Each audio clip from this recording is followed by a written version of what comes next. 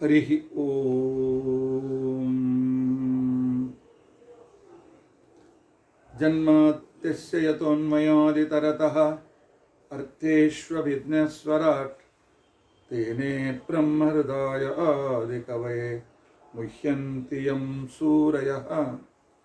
ತೇಜೋ ವಾರಿಮೃದಂ ಯಥಾ ವಿನಿಮಯೋ ಯತ್ರ ತ್ರಿಸರ್ಗೋ ಮೃಷಾ ಧಾಮ್ನಾ ಸ್ವೇನ ಸದಾ ನಿರಸ್ತಕುಹಕಂ ಸತ್ಯಂ ಪರಂ ಧೀಮಹಿ. ಸೃಷ್ಟಿಸ್ಥಿತ್ಯಪ್ಯಹೇಯಾಂ ನಿಯತಿದೃಶಿತಮೋ ಬಂಧಮೋಕ್ಷಾಶ್ಚ ಯಸ್ಮಾತ್ ಅಸ್ಯ ಶ್ರೀ ಬ್ರಹ್ಮರುದ್ರ ಸ್ವತ್ವರ್ವ್ಯಸ್ತಾಃ ಸಮಸ್ತಾಃ ಸಕಲಗುಣನಿಧಿಃ ಸರ್ವದೋಷವ್ಯಪೇತಃ ಪೂರ್ಣಾನಂದಾವ್ಯಯೋ ಯೋ ಗುರುರಪಿ ಪರಮಶ್ಚಿಂತಯೇತಂ ಮಹಾಂತಂ. ಧರ್ಮ ಪ್ರೋಚ್ಛಿತಕೈತವೋತ್ರ ಪರಮಃ ನಿರ್ಮತ್ಸರಾಣಾಂ ಸತಾಂ ವೇದ್ಯಂ ವಾಸ್ತವಂ ವಸ್ತು ಶಿವದಂ ತಾಪತ್ರಯೋನ್ಮೂಲನಂ. ಶ್ರೀಮದ್ಭಾಗವತೆ ಮಹಾಮುನಿಕೃತೆ ಕಿಂ ವಾ ಪರೈರೀಶ್ವರಃ ಸದ್ಯೋ ಹೃದ್ಯವರುಧ್ಯತೆತ್ರ ಕೃತಿಭಿಃ ಶುಶ್ರೂಷುಭಿಸ್ತಕ್ಷಣಾತ್. ನಿಗಮಕಲ್ಪತರೋರ್ಗಲಿತಂ ಫಲಂ ಶುಕಮುಖಾದಮೃತದ್ರವಸಂಯುತಂ ಪಿಬತ ಭಾಗವತಂ ರಸಂ ಆಲಯಂ ಮುಹುರಹೋ ರಸಿಕಾಃ ಭುವಿ ಭಾವುಕಾಃ. ಅಭ್ರಮಂ ಭಂಗರಹಿತಂ ಅಜಡಂ ವಿಮಲಂ ಸದಾ ಆನಂದತೀರ್ಥಮತುಲಂ ಭಜೆ ತಾಪತ್ರಯಾಪಹಂ. ಭವತಿ ಯದನುಭಾವಾದೇಡಮೂಕೋऽಪಿ ವಾಗ್ಮಿ ಜಡಮತಿರಪಿ ಜಂತುರ್ಜಾಯತೆ ಪ್ರಾಜ್ಞಮೌಲಿಃ. सकलवचनचेतो देवता भारती सा मम वचसि निधत्तां सन्निधिं मानसे च. अस्मत्कुरुसमारम्भां टीकाकृत्पादमध्यगां श्रीमदाचार्यपर्यन्तां वन्दे गुरुपरम्परां.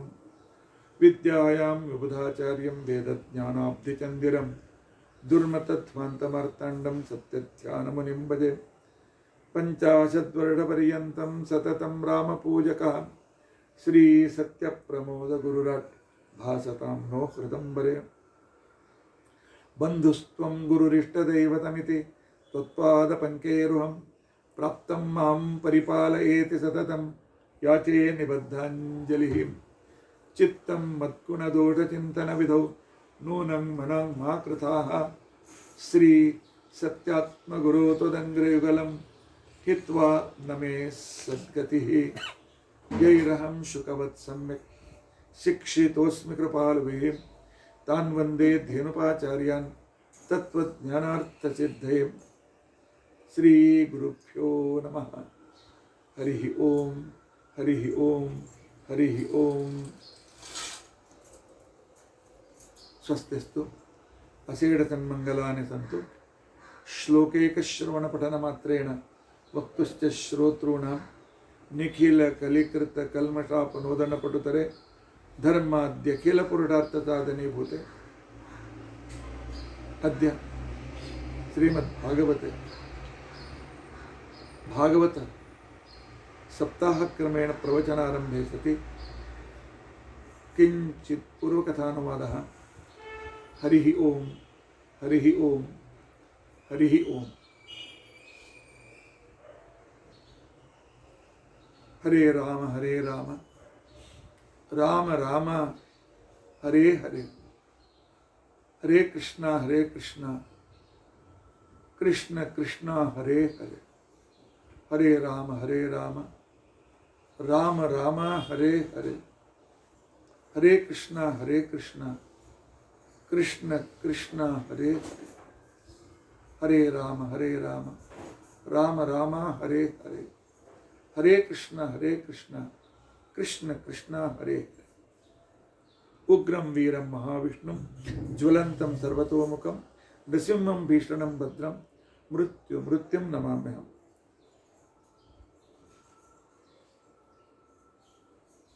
ಶ್ರೀ ಗುರುಭ್ಯೋ ನಮಃ. ಹರಿಃ ಓಂ ಹರಿಃ ಓಂ ಹರಿಃ ಓಂ. ಇವತ್ತಿನಿಂದ ಪಂಚರಾತ್ರೋತ್ಸವ ನವರಾತ್ರಿ ಪ್ರಾರಂಭವಾಗ್ತದೆ. ನವರಾತ್ರಿಯಲ್ಲಿ ವೆಂಕಟೇಶ ಕಲ್ಯಾಣ ಬಿಟ್ಟು ಈ ಭಾಗವತ ಸಪ್ತಾಹವನ್ನು ಏಕೆ ಮಾಡ್ತಾ ಇದ್ದೀರಿ ಅಂತ ನೀವೆಲ್ಲ ಶ್ರೋತೃಗಳ ಒಂದು ಪ್ರಶ್ನೆ ಇರಬಹುದು. ಹೌದು, ವೆಂಕಟೇಶ ಮಹಾತ್ಮೆ ನಡೆದಿದೆ. ಈ ಸಲ ಕನ್ನಡದಲ್ಲಿ ಬಹಳ ಜನರು ಹೇಳೋರಿದ್ದಾರೆ ಅಂತ ತಿಳ್ಕೊಂಡು ಅಂತ ಹೇಳಿ ಮರಾಠಿಯಲ್ಲಿ ನಾನು ಹೇಳ್ತಾ ಇದ್ದೇನೆ. ನಮ್ಮ ಆನಂದ್ ವಿಹಾರ್ ಯೂಟ್ಯೂಬ್ ಚಾನಲ್ಸ್ಗೆ ಹೋದರೆ ನಿಮಗೆ ಅಲ್ಲಿ ಹಿಂದಿಯಲ್ಲಿ ವಿಸ್ತಾರವಾದ ಭಾಗವತ ಪ್ರವಚನವೂ ಕೂಡ ನಡೆದಿದೆ. ದಿನಕ್ಕೊಂದು ಅರ್ಧ ಗಂಟೆ, ಆನಂತರ 3/4 ಗಂಟೆ ವೆಂಕಟೇಶ ಮಹಾತ್ಮೆ ಶ್ರೀನಿವಾಸ ಕಲ್ಯಾಣದ ಕಥೆ ಮರಾಠಿ ಭಾಷೆಯಲ್ಲಿ ನಡೆದಿದೆ. ಈಗ ಕನ್ನಡದಲ್ಲಿ ಭಾಗವತ ಹೇಳೋ ಉದ್ದೇಶ, ನನ್ನ ತಂಗಿ ಸೌಭಾಗ್ಯವತಿ ಭಾಗ್ಯಲಕ್ಷ್ಮಿ ಪ್ರದೀಪ್ ಕುಲಕರ್ಣಿ ಇವರು ನನ್ನ ಭಾವಮೈದನ ತಂಗಿಯ ಗಂಡ. ಅವರ ತಾಯಿ ಅವರು ಪರಂಧಾಮಕ್ಕೆ ಹೋಗಿ ತಮ್ಮ ಸದ್ಗತಿಗೆ ಹೋಗಿ ಈಗ ವರ್ಷ ಪೂರ್ತಿಯಾಗುವ ಸಂದರ್ಭ ಬರ್ತಾ ಇದೆ. ಅವರ ಉದ್ಧಾರಕ್ಕಾಗಿ ಅವರಿಗೆ ಸದ್ಗತಿ ಸಿಗಲಿ ಅಂತಿಕೊಂಡಂಥ ಉದ್ದೇಶದಿಂದ ಬಹುದಿನಗಳಿಂದ ಅವರದ್ದು ಬೇಡಿಕೆ ಇತ್ತು. ನನಗೆ ಅನುಕೂಲ ಇದ್ದಾಗ ಅವರಿಗೆ ಅನುಕೂಲ ಇರಲಿಲ್ಲ, ಅವರಿಗೆ ಅನುಕೂಲ ಇದ್ದಾಗ ನನಗೆ ಅನುಕೂಲ ಇರಲಿಲ್ಲ. ಹೀಗಾಗಿ ಮುಂದುವರ್ತಾ ಈಗ ನಾವು ಈ ದಸರೆ ಒಳಗಾಗಿ ಮುಗಿಸಲೇಬೇಕಾಗಿದೆ. ಅದಕ್ಕೋಸ್ಕರ ನಾನು ಈ ಸಲ ಕನ್ನಡದಲ್ಲಿ ಶ್ರೀನಿವಾಸ ಕಲ್ಯಾಣ ಹೇಳಿದೆ. ಇವತ್ತಿನಿಂದ ಭಾಗವತವನ್ನು ಕೇಳಿ. ಭಾಗವತದ ಕೃಷ್ಣ ಬೇರೆ ಅಲ್ಲ, ತಿರುಪತಿಯ ವೆಂಕಟೇಶ ಬೇರೆ ಅಲ್ಲ, ಪಂಢರಪುರದ ವಿಠ್ಠಲ ಬೇರೆ ಅಲ್ಲ, ಜಗನ್ನಾಥಪುರಿಯ ಜಗನ್ನಾಥ ಬೇರೆ ಅಲ್ಲ. ಎಲ್ಲೂ ಶ್ರೀಕೃಷ್ಣನ ರೂಪಗಳೇ. ಭಾಗವತ ಶ್ರೀಕೃಷ್ಣನ ಕಥೆ. ನಮ್ಮ ವಿದ್ಯಾಪೀಠದಲ್ಲಿ ಬ್ರಹ್ಮೋತ್ಸವ ನಡೆದಿದೆ. ಪರಮ ಪೂಜ್ಯರಾದಂಥ ಶ್ರೀ ಶ್ರೀ ಸತ್ಯಾತ್ಮತೀರ್ಥ ಶ್ರೀಪಾದಂಗಳವರು ತಮ್ಮ ಸ್ವಹಸ್ತದಿಂದ ವೆಂಕಟೇಶ ದೇವರು ಶ್ರೀದೇವಿ ಭೂದೇವಿ ಸಹಿತರಾಗಿ ಹನುಮಭೀಮ ಮಧ್ವರನ್ನು 10 ಜನ ಗುರುಗಳನ್ನು ನಮ್ಮ ವಿದ್ಯಾಪೀಠದಲ್ಲಿ ಸ್ಥಾಪನೆ ಮಾಡಿ 22 ವರ್ಷಗಳು ಸಂದಿವೆ. ಈಗ 23ನೇ ವರ್ಷದ ಉತ್ಸವ ನಡೆದಿದೆ. ನಾರದ ಪಂಚರಾತ್ರದಲ್ಲಿ ಹೇಳಿದಂತೆ ದಿನಾಲು ಹೋಮ ಹವನ, ಅದರ ಜೊತೆಯಲ್ಲಿ ವಾಹನೋತ್ಸವ ಇತ್ಯಾದಿಗಳನ್ನು ಮೊದಲನೇ ವರ್ಷದಿಂದಲೇ ಕ್ರಮವಾಗಿ ನಾವು ಮಾಡಿಕೊಂಡು ಬಂದಿದ್ದೇವೆ. ಪರಮಾತ್ಮ ನಡೆಸಿದ್ದಾನೆ.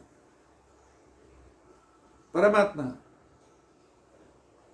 ಈ ಸೇವೆಯನ್ನು ತೆಗೆದುಕೊಳ್ತಾ ಇದ್ದಾನೆ. ಈ ನಮ್ಮ ವಿರಾರದಲ್ಲಿರುವ ನಮ್ಮ ವಿದ್ಯಾಪೀಠಕ್ಕೆ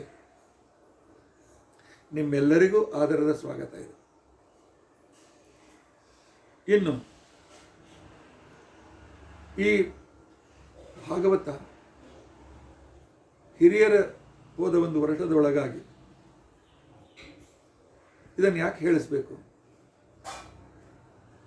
ಅವರಿಗೆ ಸದ್ಗತಿ ಆಗೋದಕ್ಕೋಸ್ಕರ ಉಳಿದೆಲ್ಲ ಅವ್ರದ್ದು ದೇಹಿಕ ಕ್ರಿಯೆಗಳನ್ನೆಲ್ಲ ನಾವು ಮಾಡಿದ್ದೇವೆ, ಮಾಡಿ ಆಗಿದೆ, ಮತ್ತೆ ಯಾಕೆ ಬೇಕು? ಇಲ್ಲ. ಇಂದಿನ ದಿನದಲ್ಲಿ ಅವ್ರದ್ದು ದೇಹಿಕ ಕ್ರಿಯೆಗಳು ಹೇಗೆ ಶಾಸ್ತ್ರದಲ್ಲಿ ಹೇಳಿದ್ದಾರೆ 100ಕ್ಕೆ 100 ನಾವು ಮಾಡಲಿಕ್ಕೆ ಆಗೋದಿಲ್ಲ. ಅದಕ್ಕೆ 5-6 ಜನ ಪುರೋಹಿತರು, ಆ ನಂತರ ಮೊದಲನೇ ದಿವಸದಿಂದಲೇ ಕಾರ್ಯವನ್ನು ಹಿಡಿದು ಮಾಡತಕ್ಕಂತಹ ಶ್ರದ್ಧೆ ಇರುವ, ಪರಿಶ್ರಮ ಪಡಲಿಕ್ಕೆ ತಯಾರಾದ ಯಜಮಾನರು ಎಲ್ಲರೂ ಬೇಕಾಗ್ತದೆ. ಸ್ವಲ್ಪ ಏನಾದರೂ ನ್ಯೂನಾತರೇಕಾಗಿದ್ದರೂ ಕೂಡ ಭಾಗವತ ಶ್ರವಣದಿಂದ ಅವರಿಗೆ ಬರುವ ಪ್ರೇತತ್ವ ಹೊರಟೋಗ್ತದೆ. ಪ್ರೇತತ್ವ ಅಂತಂದ್ರೆ ಏನು? ಈ ಶರೀರದಿಂದ ಪ್ರಾಣ ಹೊರಗೆ ಬಂದು ಹೋಗಿರ್ತದೆ. ಈ ಪಾಂಚಭೌತಿಕ ಶರೀರವನ್ನು ಅಗ್ನಿಯಲ್ಲಿ ಕೊಟ್ಟು, ಕ್ರವ್ಯಾದ ನಾಮಕ ಅಗ್ನಿಗೆ ಕೊಟ್ಟು ಆಹುತಿಯನ್ನು ಕೊಟ್ಟಾಗಿರ್ತದೆ. ಆನಂತರ ಈ ಶರೀರ ಇರೋದಿಲ್ಲ. ಜೀವನಿಗೆ ಆಗ ಶರೀರ ಉಳಿದದ್ದು ಲಿಂಗ ಶರೀರ ಮಾತ್ರ.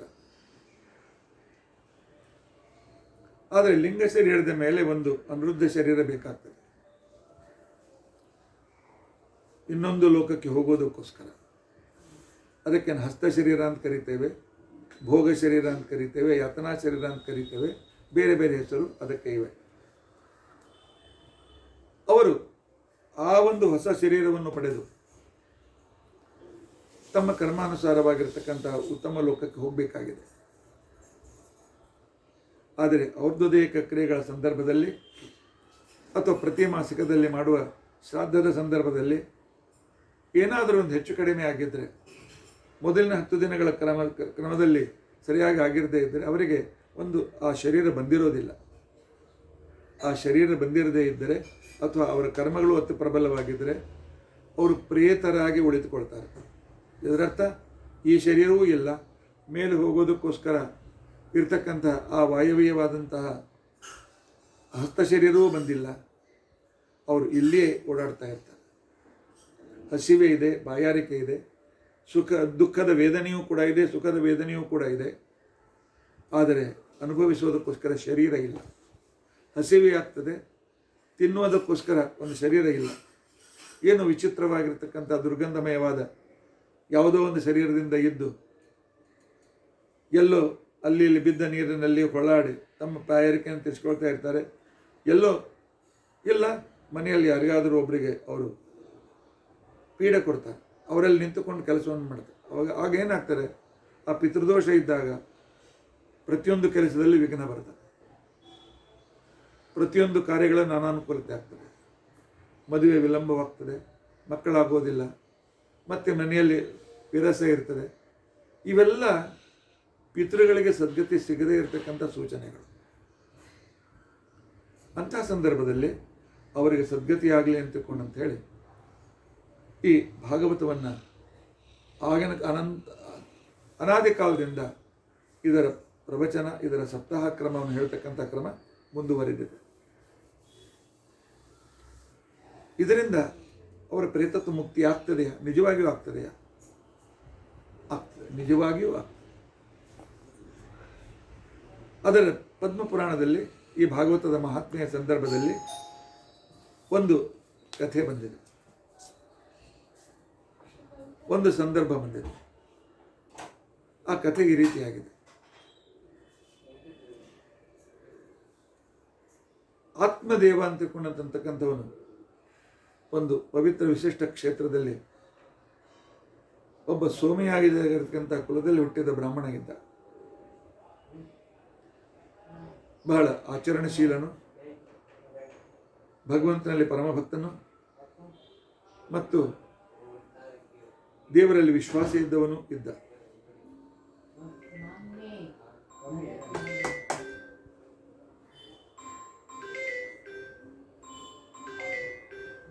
ಇಂಥ ಸಂದರ್ಭದಲ್ಲಿ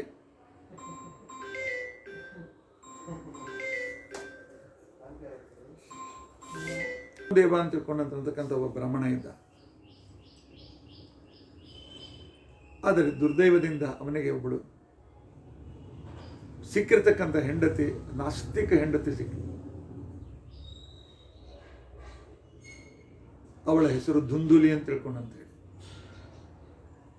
ಧುಂದುಲಿಗೆ ದೇವರಲ್ಲಿ ವಿಶ್ವಾಸ ಇರಲಿಲ್ಲ,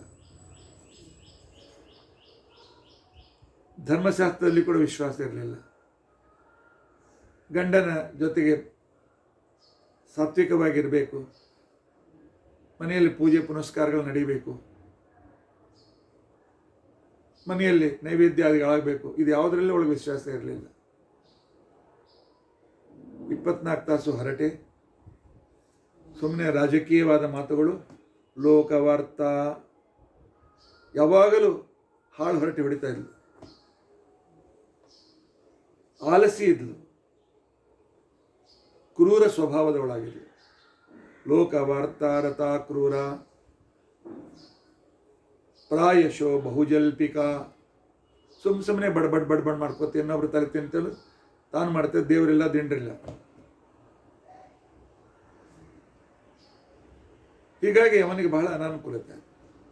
ಅವನಿಗೂ ಪಾಠಕ್ಕೆ ಹೋಗಬೇಕು, ಪುರಾಣಕ್ಕೆ ಹೋಗಬೇಕು, ದೇವ್ರ ಪೂಜೆ ಮಾಡಬೇಕು, ಶಾಸ್ತ್ರ ಕೇಳಬೇಕು, ಇದೆಲ್ಲ ಆಸಕ್ತಿ. ಅವನು ಹೋಗಿ ಪುರಾಣಕ್ಕೂ ಕೂತ್ಕೊಂಡ್ರೆ ಅಲ್ಲಿ ಹೋಗಿ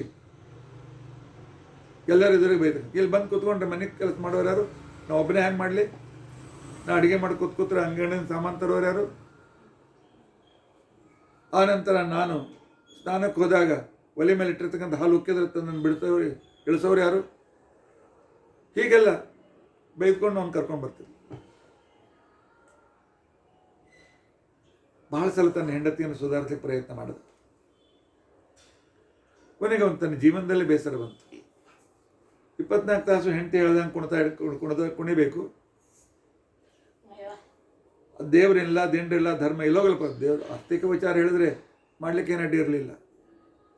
24 ತಾಸು ಮನೆ ತಿರುಗ್ಲಿಕ್ಕೆ ಹೋಗ್ತಿದ್ದ ಅವ್ರಿಗೆ. ಇವ ಮನೆಯಾಗಿದ್ದೆಲ್ಲ ಅಡುಗೆ ಪಿಡಿಗೆ ಮಾಡ್ಬೇಕು, ಇವನೇ ಮಾಡ್ಬೇಕು. ಬೇಸರ ಬಂತು. ಒಂದ್ಸಲ ಆತ್ಮಹತ್ಯೆ ಮಾಡ್ಕೊಳ್ಬೇಕು ಅಂತೇಳಿ ಕಾಡಿಗೆ ಹೋದ. ಈ ಕಡೆಗೆ ಆತ್ಮಹತ್ಯೆ ಮಾಡಿಕೊಳ್ಳಿಕ್ಕೆ ಧೈರ್ಯ ಇಲ್ಲ, ಆದರೆ ಮನೆಗೆ ಹೋಗ್ಲಿಕ್ಕೆ ಮನಸ್ಸಿಲ್ಲ.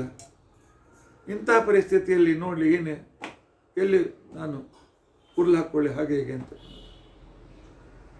ಕಾಡಿನಲ್ಲಿ ಒಂದು ಮರದ ಕೆಳಗೆ ಒಬ್ಬ ಜ್ಞಾನಿಗಳು ಕುಳಿತದ್ದು ಕಂಡು ಬಂತು. ನೋಡಿ ಹೋದ, ಅವ್ರ ಹತ್ರ ಹೋದ. ಇವನ ಮುಖದ ಮೇಲೆ ಇರ್ತಕ್ಕಂಥ ಚಿಂತೆಯನ್ನು ನೋಡಿ ಅವರ ಹತ್ತಿರ ಕರೆದ್ರು. ಏನಪ್ಪ, ಏನು ನಾನು ಅನ್ಕೊಳ್ಳ ನಿನಗೆ? ಏನು ನಿನಗೆ ಮಾರ್ಗದರ್ಶನ ಬೇಕಾಗಿದೆ? ನಾನೇನೇನು ಸಹಾಯ ಮಾಡಲಪ್ಪ ಅಂತೇಳಿ ಕೇಳಿದ. ಅದಕ್ಕೆ ಅವನು ಹೇಳ್ದ, ನಡೆದಿರ್ತಕ್ಕಂಥ ಘಟನೆ ಹೇಳ್ದ. ನನ್ನ ಹೆಂಡತಿ ಈ ರೀತಿಯಾಗಿದ್ದಾಳೆ, ಹೋಗಲಿ, ಒಂದು ಮಗ ಆಗಿದ್ರು ಕೂಡ, ಒಂದು ಮಕ್ಕಳಾಗಿದ್ರು ಕೂಡ ಅವ್ರ ಜೋಡಿ ಆಟ ಆಡ್ತಾ ಅವರಿಗಾದರೂ ಸಂಸ್ಕಾರ ಕೊಡ್ತಾ ನನ್ನ ಜೀವನ ತಡೀತಿದ್ದೆ. ಆದರೆ ನನ್ನ ಹೆಂಡತಿ ಮಾಡ್ತಕ್ಕಂಥ ಪಾಪದಿಂದ ಮಕ್ಕಳು ಆಗಿಲ್ಲ. ಅದಕ್ಕೆ ಆತ್ಮಹತ್ಯೆ ಮಾಡ್ಕೊಳ್ಬೇಕು ಅಂತಿಕೊಳ್ಳುತ್ತೆ, ನಾನು ಕಾಡಿಗೆ ಬಂದಿದ್ದೇನೆ ಅಂತಿಕೊಳ್ಳುತ್ತೆ. ಆಗ ಆ ಮಹಾತ್ಮರು ಹೇಳಿದರು, ನೋಡಪ್ಪ, ಆತ್ಮಹತ್ಯೆ ಇದು ಸಮಸ್ಯೆಯ ಉತ್ತರ ಎಂದಿಗೂ ಅಲ್ಲ. ಸಮಸ್ಯೆ ಯಾರಿಗಿಲ್ಲ? ಪಾಂಡವನಂಥ ಸಮಸ್ಯೆ ನಿಮಗೆ ಬಂದಿದೆಯಾ? ವನವಾಸದ ದುಃಖ ನಿಮಗೆ ಬಂದಿದೆಯಾ? ಅಜ್ಞಾತವಾಸದ ಸಂದರ್ಭ ಬಂದಿದೆಯಾ? ದ್ರೌಪದಿಯಂತೆ ಮಾನಹಾನಿಯ ಸಂದರ್ಭ ನಿನಗೆ ಬಂದಿದೆಯಾ? ಆದರೆ ಅಷ್ಟಿದ್ದರೂ ಕೂಡ ಅವರು ಭಗವಂತನಲ್ಲಿ ವಿಶ್ವಾಸ ಇಟ್ಟು ಎಲ್ಲ ಕಷ್ಟದಿಂದ ಪಾರಾಗಿ ವಿಜಯವನ್ನು ಸಂಪಾದಿಸಿದರು. ಈ ಉದಾಹರಣೆ ನಮ್ಮ ಎದುರಿಗಿರಬೇಕು. ನಮ್ಮ ಜೀವನದಲ್ಲಿ ಪ್ರಾಬ್ಲಮ್ ಯಾರಿಗಿಲ್ಲ? ಎಲ್ಲರಿಗೂ ಪ್ರಾಬ್ಲಮ್ ಇದೆ. ಪ್ರತಿಯೊಬ್ಬರದು ಬೇರೆ ಬೇರೆ ರೀತಿ ಪ್ರಾಬ್ಲಮ್ ಇದೆ. ಹೋಗಲಿ, ನಿನಗೆ ಸಂತಾನ ಬೇಕಲ್ಲ, ಒಂದು ಕೆಲಸ ಮಾಡು, ನಾನೊಂದು ಹಣ್ಣು ಮಂತ್ರಿಸಿಕೊಡ್ತೇನೆ, ಅದನ್ನು ಒಯ್ದು ನಿನ್ನ ಹೆಂಡತಿಗೆ ಕೊಡು. ಆದರೆ ಅವಳು ಒಂದು 3-4 ನಿಯಮಗಳನ್ನು ಪರಿಪಾಲನೆ ಮಾಡಿದೆ. ಆ ನಿಯಮಗಳು ಯಾವುದು ಅಂತಂದರೆ, ಶೌಚಂ, ಮೊದಲೇದು ಮಡಿ ಮೇಲಿಗೆ ಮಾಡಬೇಕು. ಪವಿತ್ರವಾಗಿ, ಎಷ್ಟು ನಾವು ಪವಿತ್ರವಾಗಿರ್ತೇವೆ ಅಷ್ಟು ಒಳ್ಳೆ ಸಂತಾನ ನಮಗೆ ಹುಟ್ಟುತ್ತದೆ.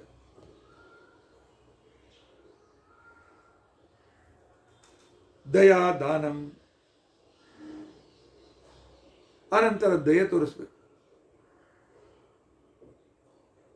ದಾನ ಆಯಾ ತಿಂಗಳಲ್ಲಿ ಕೊಡಬೇಕಾಗಿರ್ತಕ್ಕಂತಹ ಶಾಸ್ತ್ರದಲ್ಲಿ ಹೇಳಿದ ಪ್ರಕಾರ ದಾನಗಳನ್ನು ಮಾಡ್ತೇವೆ. ಏಕಭೋಜನಂ, ಆನಂತರ ಒಪ್ಪತ್ತು ಊಟ ಮಾಡಬೇಕು. ಆ ಜ್ಞಾನಿಗಳು ಹೇಳ್ತಾರೆ, ನೋಡಪ್ಪ, ನಿನ್ನ ಹೆಂಡತಿ ಕೆಲವು ನಿಯಮಗಳನ್ನು ಪರಿಪಾಲನೆ ಮಾಡಬೇಕು. ಸತ್ಯಂ, ಶೌಚಂ, ದಯಾದಾನಂ, ಏಕಭುಕ್ತಂತು ಭೋಜನಂ, ವರ್ಷಾವಧಿ ಸ್ತ್ರೀಯಾ ಕಾರ್ಯಂ ತೇನ ಪುತ್ರೋತಿ ನಿರ್ಮಲ.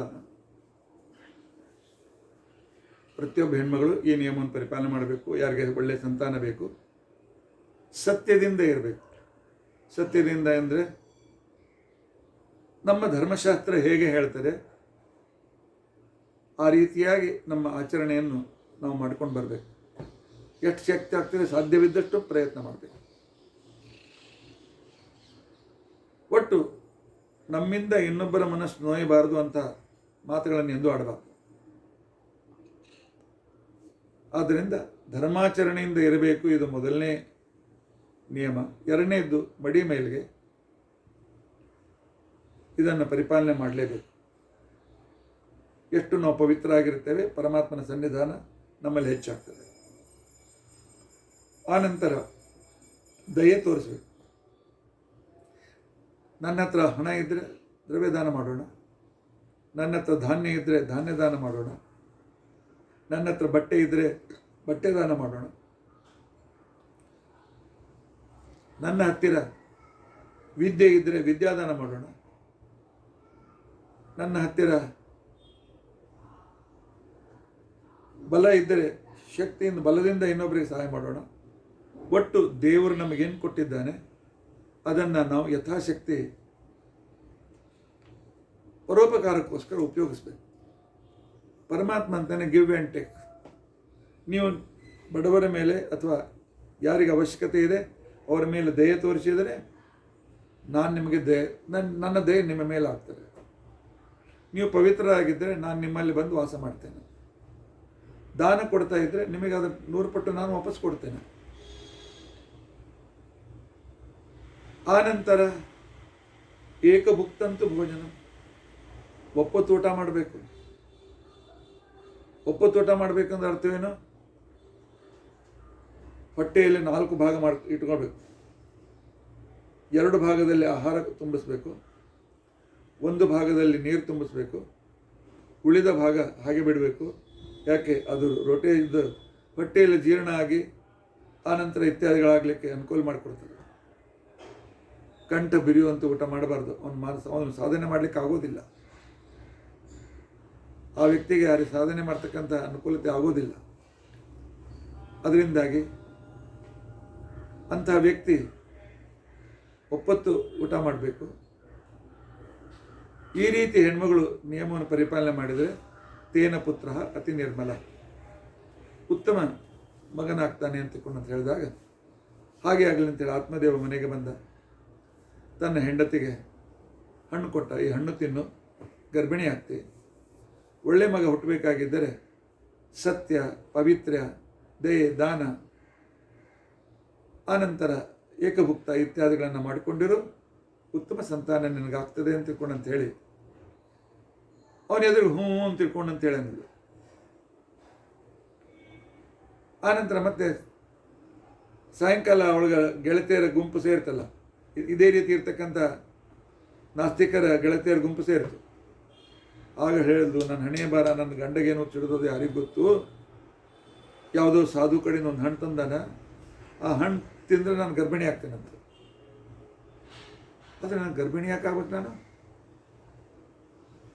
ನಾ ಆರಾಮಿರೋದು ಬೇಡೇನು? ಗರ್ಭಿಣಿ ಆದೆ, ಆನಂತರ ವಾಂತಿ ಪೀಂತಿ ಬಯಕೆ ಪೀಕೆ ಚಾಲು ಆಗ್ತದೆ. ಅವಾಗೆಲ್ಲ ಆ ಊಟ ಬಿಡಬೇಕು, ಈ ಊಟ ಬಿಡಬೇಕು. ಆನಂತರ ಮತ್ತೆ ಚಕ್ಕರ್ ಬರ್ತದೆ, ಹೇಳಿಕ್ಕೆ ಬರೋಂಗಿಲ್ಲ. ಆಮೇಲೆ ಕೂಸು ದೊಡ್ಡದಾದಂಗೆ ಓಡಾಡ್ಲಿಕ್ಕೆ ಆಗಂಗಿಲ್ಲ, ಮೇಲೆ ಹತ್ಲಿಕ್ಕೆ ಆಗಂಗಿಲ್ಲ. ದೈವಾತ್ ಘಾಟಿ ವ್ರಜೇತ್ ಗ್ರಾಮೆ. ನಮ್ಮೂರಾಗ ಮಹಾಪುರ ಬಂದರೆ ಏನು ಮಾಡಬೇಕು? ಎಲ್ಲರೂ ಓಡಿ ಹೋಗ್ತಾರೆ, ಓಡಿ ಹೋಗಿ ಎತ್ತರ ಜಾಗಕ್ಕೆ ಹೋಗ್ತಾರೆ. ನಾನು 6-7 ತಿಂಗಳ ಗರ್ಭಿಣಿ, ಓಡ್ಲಿಕ್ಕೆ ಆಗಂಗಿಲ್ಲ. ಮಹಾಪುರದಲ್ಲಿ ಸತ್ತು ಹೋಗ್ಬಿಡ್ತೀನಿ. ಯಾವುದೋ ಹುಟ್ಟು ಕೂಸಿನ ಸಲುವಾಗಿ ನಾಯಕ ಸಾಯಬೇಕು? ಇಲ್ಲ, ನಮ್ಮೂರ ಮೇಲೆ ಆಕ್ರಮಣ ಆಯಿತು ಅಂತಂದ್ರೆ, ಮ್ಯಾಲಿನಿಂದ ಏನಾದರೂ ಸಿಡ್ಲು ಬಿತ್ತು ಅಂತಂದ್ರೆ ಓಡಿ ಹೋಗ್ಲಿಕ್ಕೆ ಅವಕಾಶ ಇರೋಂಗಿಲ್ಲ. ಅದರಿಂದ ನನಗೆ ಬೇಡ, ಹೋಗ್ಲಿ. ಮಕ್ಕಳ ನಾಳೆ ಹೆರಿಗೆ ಆಯ್ತು ಅಂತ ತಿಳ್ಕೊ. ಹೆರಿಗೆ ಆದಾಕ 10 ದಿವಸ ಶ್ರುತಿಕಾಗ್ರಹದಲ್ಲಿ ಇರಬೇಕು. ಆಗ ಮನೆ ಕೆಲಸ ನೋಡ್ಕೊಳ್ಳಿಕ್ಕೆ ಅತ್ತಿಗೆಯೋ ನಾದ್ನಿಯೋ ಬರ್ತಾಳೆ. ಅವಕ್ಕೆ ಬಂದು ನಾ ಮಾಡಿದ್ದೆಲ್ಲ ಉಪ್ಪಿನಕಾಯಿ ಖರ್ಚು ಮಾಡಿದರೆ, ನಾ ಮಾಡಿದ್ದೆಲ್ಲ ಚಟ್ನಿ ಪುಡಿ ಮೆಂತೆ ಹಿಟ್ಟೆಲ್ಲ ಖರ್ಚು ಮಾಡಿ ಹೋದ್ರೆ ಮನುಷ್ಯ ಎಷ್ಟು ಸಂಕುಚಿತ ವಿಚಾರದಿಂದ ಇರ್ತಾನೆ ಅಂತಿಕೊಂಡಂತ ಅನ್ನೋದು ಕಲಿಯುಗದಲ್ಲಿ ಜನರು ಹೀಗಿರ್ತಾರೆ ಅನ್ನೋದನ್ನು ಈ ಭಾಗವತ ಮಹಾತ್ಮೆಗೆ ತೋರಿಸ್ಬೇಕಾಗಿದೆ. ಎಲ್ಲರೂ ಅಲ್ಲ, ಇಂತಹ ಕೆಲವರು ಇರ್ತಾರೆ. ಆಗ ಒಬ್ಬ ಗೆಳತಿ ಹೇಳಿದ್ರು, ಒಂದು ಕೆಲಸ ಮಾಡಿ, ನೀನು ಈ ಹಣ್ಣು ಆಕಳ ಕೊಟ್ಟಿರೋದು ಹಾಕ್ಬಿಡು. ಆಮೇಲೆ ನೀನು ನನ್ನ ಗಂಡಿಗೆ ಹೇಳು, ಹಾಂ ನನಗೆ 1.5 ತಿಂಗಳಾಯಿತು, ನಾನು ಕೂತಿಲ್ಲ, ಏನಿಲ್ಲ, ನಾನು ಗರ್ಭಿಣಿ ಆಗೀನಿ. ನೀವು ಮನೆಯಾಗಿದ್ದರೆ ನಿಮ್ಗೆ ಅಡುಗೆ ಮಾಡಬೇಕು, ಪೂಜೆ ಮಾಡಬೇಕು, ಎಲ್ಲ ಮಾಡ್ಲಿಕ್ಕೆ ಆಗಂಗಿಲ್ಲ ನನಗೆ. ಒಂದು ಕೆಲಸ ಮಾಡಿ, 1 ವರ್ಷ ನೀವು ತೀರ್ಥಯಾತ್ರೆ ಮಾಡ್ಕೊಂಡು ಬರ್ರಿ, ನನ್ನ ತಂಗಿ ನಾನು ಕರಿತೀನಿ, ಆಕೆ ಕಡೆ ನಾನು ಮಾಡ್ಕೊಂಡಿರ್ತೀನಿ, ಕಳಿಸ್ಬಿಡು. ಹೇಗೂ ನಿನ್ನ ತಂಗಿ ಗರ್ಭಿಣಿ ಇದ್ದಾಳೆ, ಈಗಾಗಲೇ ಆಕೆ 3-4 ಮಕ್ಕಳವ. ಆಕೆ ಮೊದಲಿನ 2 ಮಕ್ಕಳನ್ನ ಇಟ್ಕೊಂಡು ಉಳಿದ ಮಕ್ಕಳನ್ನ ಪ್ರತಿ ವರ್ಷ ಮಾರ್ಲಿಕ್ಕತ್ತಾಳೆ. ಆಕೆಗೆ ಸ್ವಲ್ಪ ರೊಕ್ಕ ಕೊಟ್ಟು ಆ ಖುಷಿನ ತೊಗೊಂಡ್ಬಿಡು. ನಿನ್ನ ಗಂಡು ಬಂದ ಕ್ಷಣಕ್ಕೆ ನನ್ನ ಮಗ ನನಗೆ ಹುಟ್ಟ್ಯಾನ ಅಂತ ಹೇಳ್ಬಿಡು. ಅವ ಇರೋ ತನಕ ಸ್ವಲ್ಪ ಹೊಟ್ಟೆಗೆ ಬಟ್ಟೆ ಇಟ್ಕೊಂಡು ಹೊಟ್ಟೆ ಬಂದಂಗೆ ತೋರಿಸು ಅಂತ. ಈ ರೀತಿಯಾಗಿ ಅಂದರೆ ನಮ್ಮ ಸಂಗತಿ ಹೇಗಿರ್ತದೆ ಆ ಸಂಗತಿಗೆ ಅನುಸಾರವಾಗಿ ಜನರು ನಮಗೆ ಅಂಥವ್ರು ಅದೇ ರೀತಿಯಾಗಿರ್ತಕ್ಕಂಥ ರೀತಿ ಸಜೆಷನ್ ಕೊಡ್ತಾರೆ. ಅವಳು ಆ ಹಣ್ಣನ್ನು ಆ ಇದರಲ್ಲಿ ಕೊಟ್ಟಿಗೆಯಲ್ಲಿ ಹಾಕಿಬಿಡ್ತಾಳೆ. ಹಸು ಅದನ್ನು ತಿಂದು ಅದು ಗರ್ಭಿಣಿ ಆಗ್ತದೆ. ಇವಳು ಆ ಗರ್ಭಿಣಿ ತಂಗಿಯನ್ನು ತನ್ನ ಮನೆಗೆ ತಂದು ಇಟ್ಕೊಂಡ. ತಾನು ಗರ್ಭಿಣಿ ಇದ್ದೀನಿ ನಿಂತುಕೊಂಡು ಅಂತ ಹೇಳಿ ಗಂಡನನ್ನು ತೀರ್ಥಯಾತ್ರೆಗೆ ಕಳಿಸಿಕೊಟ್ಟಿದ್ದಾಳೆ. ಬಾಬುವನ್ನು ತೀರ್ಥಯಾತ್ರೆಗೆ ಹೋದ ತನ್ನ ಹೆಂಡತಿ ಮೇಲೆ ವಿಶ್ವಾಸ ಇಟ್ಟು ಸರಿಯಾಗಿ 1 ವರ್ಷಕ್ಕೆ ಮನೆಗೆ ಬಂದ. ನೋಡ್ತಾನೆ ಮನೆಯೊಳಗೆ ಗಂಡಸ ಮಗ. ಅದೇ ಒಂದು 15-20 ದಿವಸ ಕೂಸಿತ್ತು. ಆ ನಂತರ ಆಕಳ ಕೊಟ್ಟಿಗೆಯಲ್ಲಿ ಹಣ್ಣು ಹಾಕಿತ್ತು. ಆ ಆಕಳು ಒಂದು ಮನುಷ್ಯನಿಗೆ ಜನ್ಮ ಕೊಟ್ಟಿತ್ತು. ಕೇವಲ ಕಿವಿ ಸ್ವಲ್ಪ ಉದ್ದ ಇತ್ತು, ಅಂದರೆ ಹಸುವಿನ ಹಾಗೆ ಕಾಣಿಸ್ತಾ ಇತ್ತು. ಬಹಳ ಸಂತೋಷ ಆಯಿತು. ಒಂದೇ ಕಾಲಕ್ಕೆ ಇಬ್ಬಿಬ್ಬರು ಮಕ್ಕಳು ಮನೆಯಲ್ಲಿ ಅಂತೇಳಿ ಆಗ ಒಂದು ಬ್ರಾಹ್ಮಣನ ಕರೆಸಿ ಆಕಳಿನಿಂದ ಹುಟ್ಟಿರ್ತಕ್ಕಂಥ ಕೂಸಿಗೆ ಗೋಕರ್ಣ ಅಂತ ಹೆಸರಿಟ್ಟ. ಒಂದು ಉದ್ದೇಶ ಏನಿತ್ತು, ಗೋ ಅಂದರೆ ಶಾಸ್ತ್ರಗಳು ಜ್ಞಾನಗಳು ಇವನ್ನ ಕಿವಿ ಮೇಲೆ ಬೀಳ್ತಿರಲಿ ಅಂತ ಹೇಳಿ ಗೋಕರ್ಣ ಅಂತ ಹೆಸರಿಟ್ಟ. ಈ ಧುಂದುಲಿ ಇದ್ಲಲ್ಲ ಒಂದು ಹೆಂಡತಿ, ಹೇಳ್ದು ಆ ಕೂಸಿಗೆ ಹೆಸರಿಡ್ತೀರಿ, ನನ್ನ ಮಗನಿಗೆ ಮಾತ್ರ ನಾ ಹೆಸರಿಡಕ್ಕೆ, ಆ ಹೆಸರಿನೊಳಗೆ ನನ್ನ ಹೆಸರು ಬಂದಿರಬೇಕು.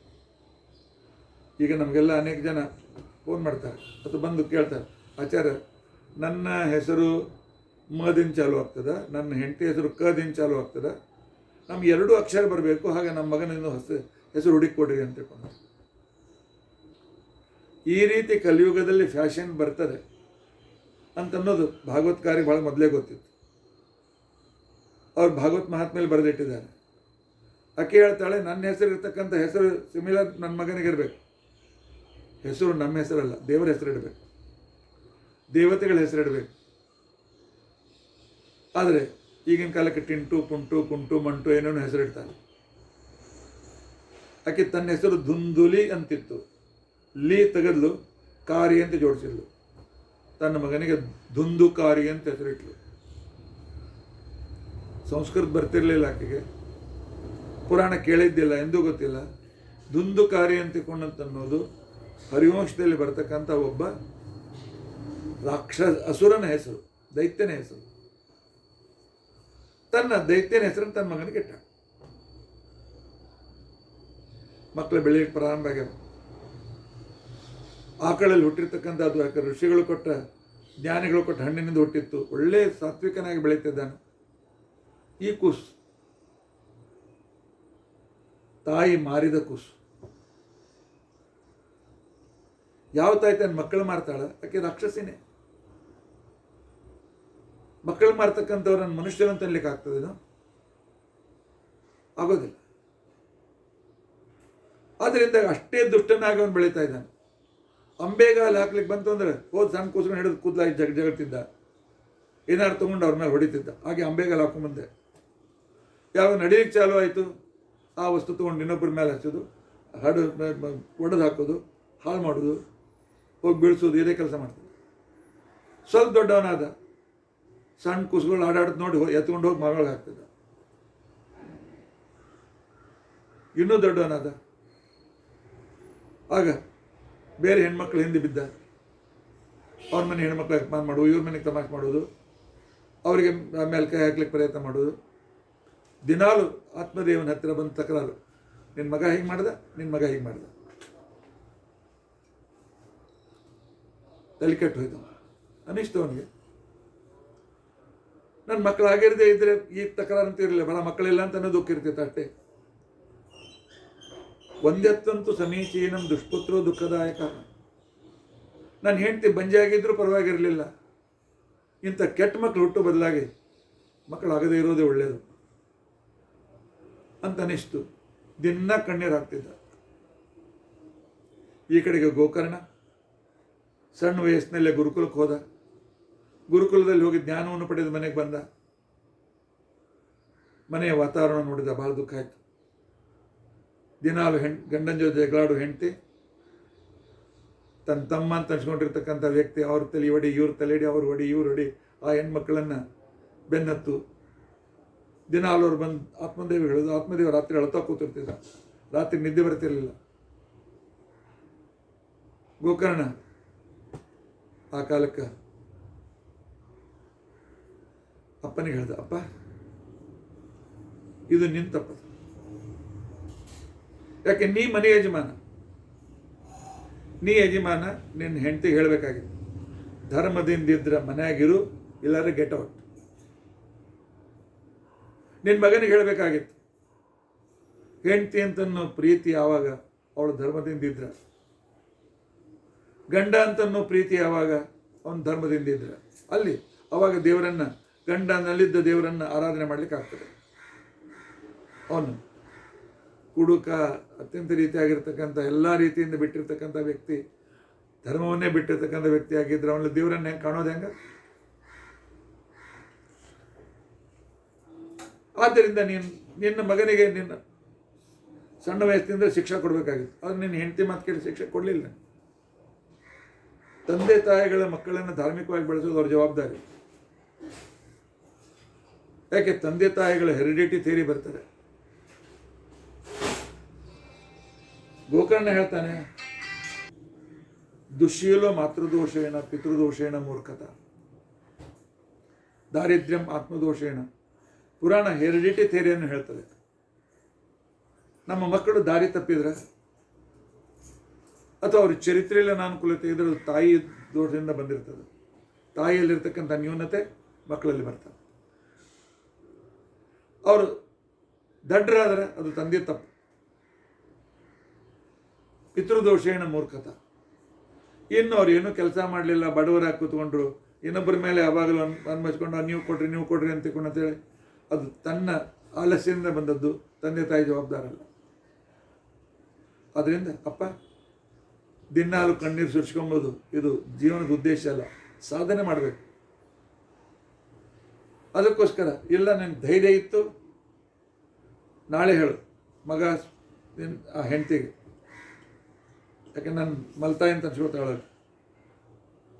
ಧರ್ಮದಿಂದ ಇರುವಂಥ ಧೀರ್ಯ, ಇಲ್ಲಾರ ಗೆಟ್ ಔಟ್ ಅಂತ ಹೇಳು. ಆ ಧೈರ್ಯ ನಿನಗೆ ಇಲ್ಲದೇ ಇದ್ದರೆ ನೀನು ಮನೆ ಬಿಟ್ಟು ಹೊರಗು, ಯಾತ್ರೆ ಹೊರಡು. ಸಜ್ಜನರ ಯಾವುದೋ ಗುರುಕುಲಕ್ಕೆ, ಯಾವುದೋ ಮಠದಲ್ಲಿ ಹೋಗಿ, ಯಾವುದೋ ಆಶ್ರಮದಲ್ಲಿದ್ದು ನಿನ್ನ ಮುಂದೆ ಸಾಧನೆ ಮಾಡ್ಕೋ. ಯಾಕೆ ಇವರಿಂದ ಬಿದ್ದು ನೀನು ನಿನ್ನ ಜೀವನ ಕೆಡಿಸ್ಕೊತಿ ಅಂತ ಹೇಳಿದಾಗ ಆತ್ಮದೇವನಿಗೆ ಅನಿಸ್ತು, ಹೌದು 24 ತಾಸು ಈ ಅಧರ್ಮದಲ್ಲಿ ಇರುವ ಬದಲಾಗಿ ಬೇರೆ ಕಡೆಗೆ ಹೋಗಿ ನಾನು ಸಾಧನೆ ಮಾಡಿದ್ರೆ ಆಯ್ತಲ್ಲ ಅಂತ ಹೇಳಿ. ಇದರರ್ಥ ಮನೆ ಬಿಟ್ಟು ಕರ್ತವ್ಯ ಬಿಡಬೇಕು ಅಂತಲ್ಲ, ಆದರೆ ಮನೆಯಲ್ಲಿ ಆ ರೀತಿ ಸ್ಥಿತಿ ಇದ್ದರೆ ಆಗ ಕರ್ತವ್ಯಕ್ಕೂ ಅವಕಾಶ ಉಳಿದೇ ಇದ್ದಾಗ ಈ ದಾರಿ. ಆತ್ಮದೇವ ತಾನು ಕಾಡಿಗೆ ವನಕ್ಕೆ ಹೋಗ್ಬಿಟ್ಟ, ತನ್ನ ಆತ್ಮ ಸಾಧನೆ ಮಾಡಿಕೊಳ್ಳೋದಕ್ಕೋಸ್ಕರ. ಅಪ್ಪನ ಸಲುವಾಗಿ ಗೋಕರ್ಣ ಮನೆಯಲ್ಲಿದ್ದ, ಅವನು ಕೂಡ ಹೋಗ್ಬಿಟ್ಟ. ಗಳಿಸ್ತಂದು ಹಾಕು ಇಬ್ಬರು ಹೋದರು. ಪ್ರತಿ ದಿವಸ ಬೆಳಗ್ಗೆ ಎದ್ದು ಆ ಕಾಲದಲ್ಲಿ ಕೇಳುವಂತೆ ಬೆಳಗ್ಗೆ ಎದ್ದಾಕ್ಷಣಕ್ಕೇನೆ ದುಂದುಕಾರಿ, ಅಮ್ಮ ಸರಿ ಕೊಡ್ಲಿಕ್ಕೆ ಹಣ, ನಾ ಆ ಬೆಲೆಬಣ್ಣುಗಳ ಹಿಂದೆ ಹೋಗ್ತೇನೆ, ಅವ್ರು ಕೊಡ್ಲಿಕ್ಕೆ ಹಣ ಕೊಡು. ದಿನ ಅಪ್ಪನ ಗಂಡ ಗಳಿಸಿದ್ದನ್ನು ಎತ್ತು ಕೊಡ್ತಿದ್ಲು. ಇವತ್ತು ದುಂದುಲಿ ಹೇಳ್ತಾಳೆ, ಇಲ್ಲಪ್ಪ ಕೊಡ್ಲಿಕ್ಕೆ ಆಗಂಗಿಲ್ಲ, ಗಳಿಸೋರೆಲ್ಲ ಹೋಗ್ಬಿಟ್ಟಾರೆ, ಇಬ್ಬರು ಹೋದರು, ನೀನಂತೂ ಏನೂ ಗಳಿಸಂಗಿಲ್ಲ. ಆ ನಂತರ ನನ್ನ ಹತ್ರ ಒಂದು 3-4 ದಿವಸ ಆಗಷ್ಟು ಕೈಯಾಗ ಹಣ ಅದ, ಅದು ನಿನ್ನ ಕೊಟ್ಬಿಟ್ರೆ ಊಟದ ಗತಿ ಏನು? ಅವ್ವ ಅವೆಲ್ಲ ನನಗೆ ಗೊತ್ತಿಲ್ಲ. ನಾ ಕೇಳಿದಾಗೆಲ್ಲ ಕೊಡ್ಕೋತ ಬಂದಿದ್ದೀನಿ, ನೀನು ತಪ್ಪದ. ನಾ ಸಣ್ಣವರಿದ್ದಾಗ ನಾನು ಬುದ್ಧಿ ಕಲಿಸ್ಬೇಕಾಗಿತ್ತು, ಈಗ ಕಲಿಸ್ಲಿಲ್ಲ. ಈಗ ನನಗೆ ಬೇಕು ಕೊಡು. ದುಂದುಲಿ ಹೇಳ್ತಾನೆ ಕೊಡಂಗಿಲ್ಲ ಅಂತ. ಕೊಡೋದಿಲ್ಲ. ಯಾಕೆ ಕೊಡೋದಿಲ್ಲ ನೋಡ್ತೀನಿ ಅಂತಿಕೊಂಡು ಅಂತೇಳಿ ಅಲ್ಲೇ ನೀರು ಕಾಯಿಸ್ಲಿಕ್ಕೆ ಕಟ್ಟಿಗೆ ಉರಿಯುತ್ತಿದ್ದು, ಉರಿಯೋ ಕಟ್ಟಿಗೆ ತಂದ, ಅವು ಹೊಡೆದ, ಅದಕ್ಕೆ ಕೈಯಾಗಿದ್ದು ರೊಕ್ಕ ಕಸ್ಕೊಂಡು ಹೋದ. ಧರ್ಮದಿಂದ ಇಲ್ಲದೇ ಇರತಕ್ಕಂಥ ವ್ಯಕ್ತಿಗಳಿಗೆ ತಂದೆ, ತಾಯಿ, ಬಂಧು ಬಾಂಧವರು ಯಾವ ಭಾವನೆಯೂ ಇರೋದಿಲ್ಲ. ಅವನು ಹೋದ್ಮೇಲೆ ಆಕೆ ವಿಚಾರ ಮಾಡಿದ್ಲು, ಇದು ನನ್ನ ತಪ್ಪು ಹೌದು. ಯಾರದೋ ಮಗನನ್ನ ಮಗ ಅಂತ ಕರ್ಕೊಂಡ್ಬಂದೆ, ಅಂತ ಹುಚ್ಚು ಪ್ರೀತಿ ಮಾಡುತ್ತೆ, ಬೇಡಿದ್ದೆಲ್ಲ ಕೊಡ್ಕೋತ ಬಂದೆ. ಈಗ ನಾನು ಜೀವಂತಿದ್ದ ಎಚ್ಚರಿದ್ದಾಗೇನೆ ಉರಿಯು ಕಟ್ಟಿಗೆಯಿಂದ ನಾನು ಹೊಡೆದ. ನಾನು ಮಲ್ಕೊಂಡ ಕುತ್ತಿಗೆ ಎಸಂಗಿಲ್ಲ. ಇವನ್ ಕಡೆಯಿಂದ ಸಾಯೋ ಬದಲಾಗಿ ನಾನೇ ಯಾಕೆ ಸಾಯಬಾರದು ಅಂತೇಳಿ ಬಾವಿ ಹಾರ್ಕೊಂಡು ಆತ್ಮಹತ್ಯೆ ಮಾಡ್ಕೊಂಡ್ಬಿಟ್ರು. ಮನೆಗೆ ಬಂದ, ನೋಡ್ದ, ಮಂದೆಲ್ಲ ಬಾವಿಯಿಂದ ಶರೀರ ತೆಗೆದ್ರು. ಏನೋ ಜನರ ಇದಕ್ಕೋಸ್ಕರ ಸಂಸ್ಕಾರ ಮಾಡಿದ. ತಾಯಿ ಹೋದ ದುಃಖ ಆಗಲಿಲ್ಲ, ಸಂತೋಷ ಆಯಿತು. ಯಾರು 5-6 ಹೆಣ್ಮಕ್ಕಳ ಜೊತೆಯಲ್ಲಿ, ಅಂದರೆ ಬೆಲೆಬೆಣ್ಣುಗಳು, ವೇಶ್ಯಾಸ್ತ್ರೀಯರ ಜೊತೆ ಸಂಬಂಧ ಇತ್ತು, ಅವರನ್ನು ಮನೆಯಲ್ಲಿ ತಂದಿಟ್ಕೊಂಡ. ದಿನಾಲು ಮನೆಯಲ್ಲಿದ್ದು ಬಂಗಾರ ಮಾರೋದು, ಪಾತ್ರೆ ಮಾರೋದು, ಆ ನಂತರ ಹೊಲ ಮಾರೋದು, ಹಿಂಗೆ ಮಾಡಿ 6 ತಿಂಗಳ ತನಕ ಅವನಿಗೆ ಎಲ್ಲ ಮುಗೀತು. ಮುಂದೆ ಏನೂ ಆಯ ಉಳಿಲಿಲ್ಲ. ಬಂದ ಹೆಣ್ಮಕ್ಳಿಗೆ ಹೆಂಗಸರು ಕೇಳಿದ್ರು, ನಾಳಿನಿಂದ ನಮಗೆಲ್ಲ ಹಣ ಕೊಡ್ತೀವಿ? ಆಗ ದುಂದುಕಾರಿ ಹೇಳ್ತಾನಲ್ಲ, ಇಷ್ಟು ದಿವಸ ನಿಮ್ಮ ಹೊಟ್ಟೆಗೆ ಹಾಕ್ಲಿಕ್ಕೆ ನಾನು ನಿಮ್ಮ ಕಷ್ಟದಲ್ಲಿ ನಾನು ನಿಮ್ಮನ್ನು ನೋಡ್ಕೊಂಡೀನಿ. ನೀವು ನಾನು ಕಷ್ಟದಲ್ಲಿದ್ದ ನೀವು ನಮ್ಮ ಜೊತೆಗಿರ್ರಿ, ನಮ್ಮ ಸಲುವಾಗಿ ನೀವೇನಾದರೂ ಮಾಡಿರಿ. ಅವರು ನಕ್ಕು ಹೇಳಿದ್ರು, ಹುಚ್ಚ, ಕಷ್ಟದಲ್ಲಿ ಜೊತೆಯಾಗಿರ್ತಕ್ಕಂಥವಳು, ಕಷ್ಟವೇ ಇರಲಿ ಸುಖವೇ ಇರಲಿ ಏನೇ ಇರಲಿ, ಜೊತೆಯಲ್ಲಿರ್ತಕ್ಕಂಥವಳು ಕೈ ಹಿಡಿದ ಹೆಂಡತಿ. ಅಗ್ನಿ ಸಾಕ್ಷಿಯಾಗಿ ಬಂದಿರತಕ್ಕಂಥ ಹೆಂಡತಿ ನಮ್ಮ ಜೊತೆಯಲ್ಲಿರ್ತಾಳೆ. ಆದರೆ ನಾವೆಲ್ಲ ಬೆಲೆಬೆಣ್ಣುಗಳು, ಎಲ್ಲಿ ಹಣ ಸಿಗ್ತಾ ಇಲ್ಲಿ ಹೋಗ್ತಕ್ಕಂಥವ್ರು. ನಿನ್ನ ಕಟ್ಟದವ್ ನಾವ್ಯಾಕಿರೋಣ, ಹೋಗ್ತೇನೋ? ಇಲ್ಲ ಏನಾದರೂ ಮಾಡಿ ನಾ ಕಡೆ ಕಳತನ ಮಾಡಿ ಆದರೂ ತಂದು ನಿಮಗೆ ಕೊಡ್ತೀನಿ ಅಂತವ್ರು ಹೇಳ್ದ. ರಾತ್ರಿ ಮಲ್ಕೊಂಡಾಗ ಅವರೆಲ್ಲರೂ ಮೀಟಿಂಗ್ ಮಾಡಿದರು, ವಿಚಾರ ಮಾಡಿದರು, ನಾಳೆ ನಿಮಗೆ ಕಳತನ ಮಾಡ್ತಾನೆ. ಆವಾಗ ರಾಜಭಟ್ರು ಪೊಲೀಸರು ಹಿಡಿತಾರೆ, ನಮ್ಮ ಜೊತೆ ನಮ್ಮನ್ನು ಹಿಡ್ಕೊಂಡು ಹೋಗ್ತಾರೆ. ಇವನ ಸಲುವಾಗಿ ನಾವೇ ಹೊರಡು ನಡೀತು. ಆದ್ರೆ ಒಂದಿಬ್ರು ಹೇಳಿದ್ರು, ಎಲ್ಲಿ ಹೋದ್ರು ಬೆನ್ನತ್ತಾನೆ ಮಾರಾಯವ, ಭೂತ್ ಪಿಶಾಚಿ ಇದ್ದಂಗೆ, ಹಾಗಾದ್ರೆ ಮುಗಿಸೇ ಹೋಗೋಣ ಅಂತ. ಹೆಂಗೆ ಮಲ್ಕೊಂಡಿದ್ದ ಕುಡಿದು ಕುತ್ತಿಗೆ ಉರಲ್ ಹಾಕಿದ್ರು, ನೇಣಿಗೆ ಹಾಕಿ ಜಗ್ಬಿಟ್ರು ಅಂತ ನಾಲಿಗೆ ಹೊರಗೆ ಬಂತು. ಆದ್ರೆ ಇನ್ನೂ ಒದ್ದಾಡ್ಲಿಕ್ಕೆ ಪ್ರಾಣ ಹೋಗಲ್ತು. ಇವಾಗ ಲಗುನ ಸಾಯೋಲ್ಲ ಮಾರಾಯ ಅಂತೇಳಿ ಉರಿಯು ಕಟ್ಟಿಗೆ, ಯಾವ ಉರಿಯು ಕಟ್ಟಿಗೆಯಿಂದ ಹಿಂದಕ್ಕೆ ಇದೇ ಉರಿಯು ಕಟ್ಟಿಗೆಯಿಂದ ಅಪ್ಪನ ತಾಯಿಗೆ ಹೊಡೆದಿದ್ದ, ಅದೇ ಉರ್ಬಿ ಕಡ್ತಂದು ಅವ್ನು ಮಾರಿ ಹಿಡಿದ್ರು. ಮಾರಿ ಸುಟ್ಕೊಂಡು ಸತ್ತೋಯ್ತು. ಅತ್ಯುತ್ಕಟೆ ಪುಣ್ಯ ಪಾಪೇ ಸದ್ದೈವ ಫಲಮಸ್ಮಿತ. ಭೀಕರವಾದ ಪಾಪದ ಫಲ ಇದೇ ಜನ್ಮದಲ್ಲಿ ನಮಗೆ ಸಿಗ್ತದೆ. ಪಾಪ ಮಾಡುವಾಗ ನಾವು ವಿಚಾರ ಮಾಡೋದಿಲ್ಲ, ಆದರೆ ಇದೇ ಜನ್ಮದಲ್ಲಿ ನಮಗೆ ಸಿಗ್ತದೆ. ಈ ಸಂದರ್ಭದಲ್ಲಿ ಆವಾಗ ಅವರು ಅವನನ್ನು ಅಲ್ಲೇ ಬಿಟ್ಟು ಹೋಗ್ಬಿಟ್ರು, ಓಡೋಗ್ಬಿಟ್ರು. ಅದು ಕೊಳೆತು ನಾರಿನ ಮೇಲೆ ಜನರಿಗೆ ಗೊತ್ತಾಯಿತು. ರಾಜಭಟ್ರು ಮುನ್ಸಿಪಾಲ್ಟಿಯವರು ಬಂದು ಅದನ್ನು ಎಲ್ಲ ಒಯ್ದು ಎಸೆದು ಬಿಟ್ಟರು. ಪ್ರವಾಸದಲ್ಲಿ ಇದ್ದ ಗೋಕರ್ಣನಿಗೆ ವಿಷಯ ತಿಳಿಯಿತು. ಆ ಕಡೆಗೆ ವಯಸ್ಸಾದ್ರಿಂದ ಆತ್ಮದೇವ ಸತ್ತೋದ,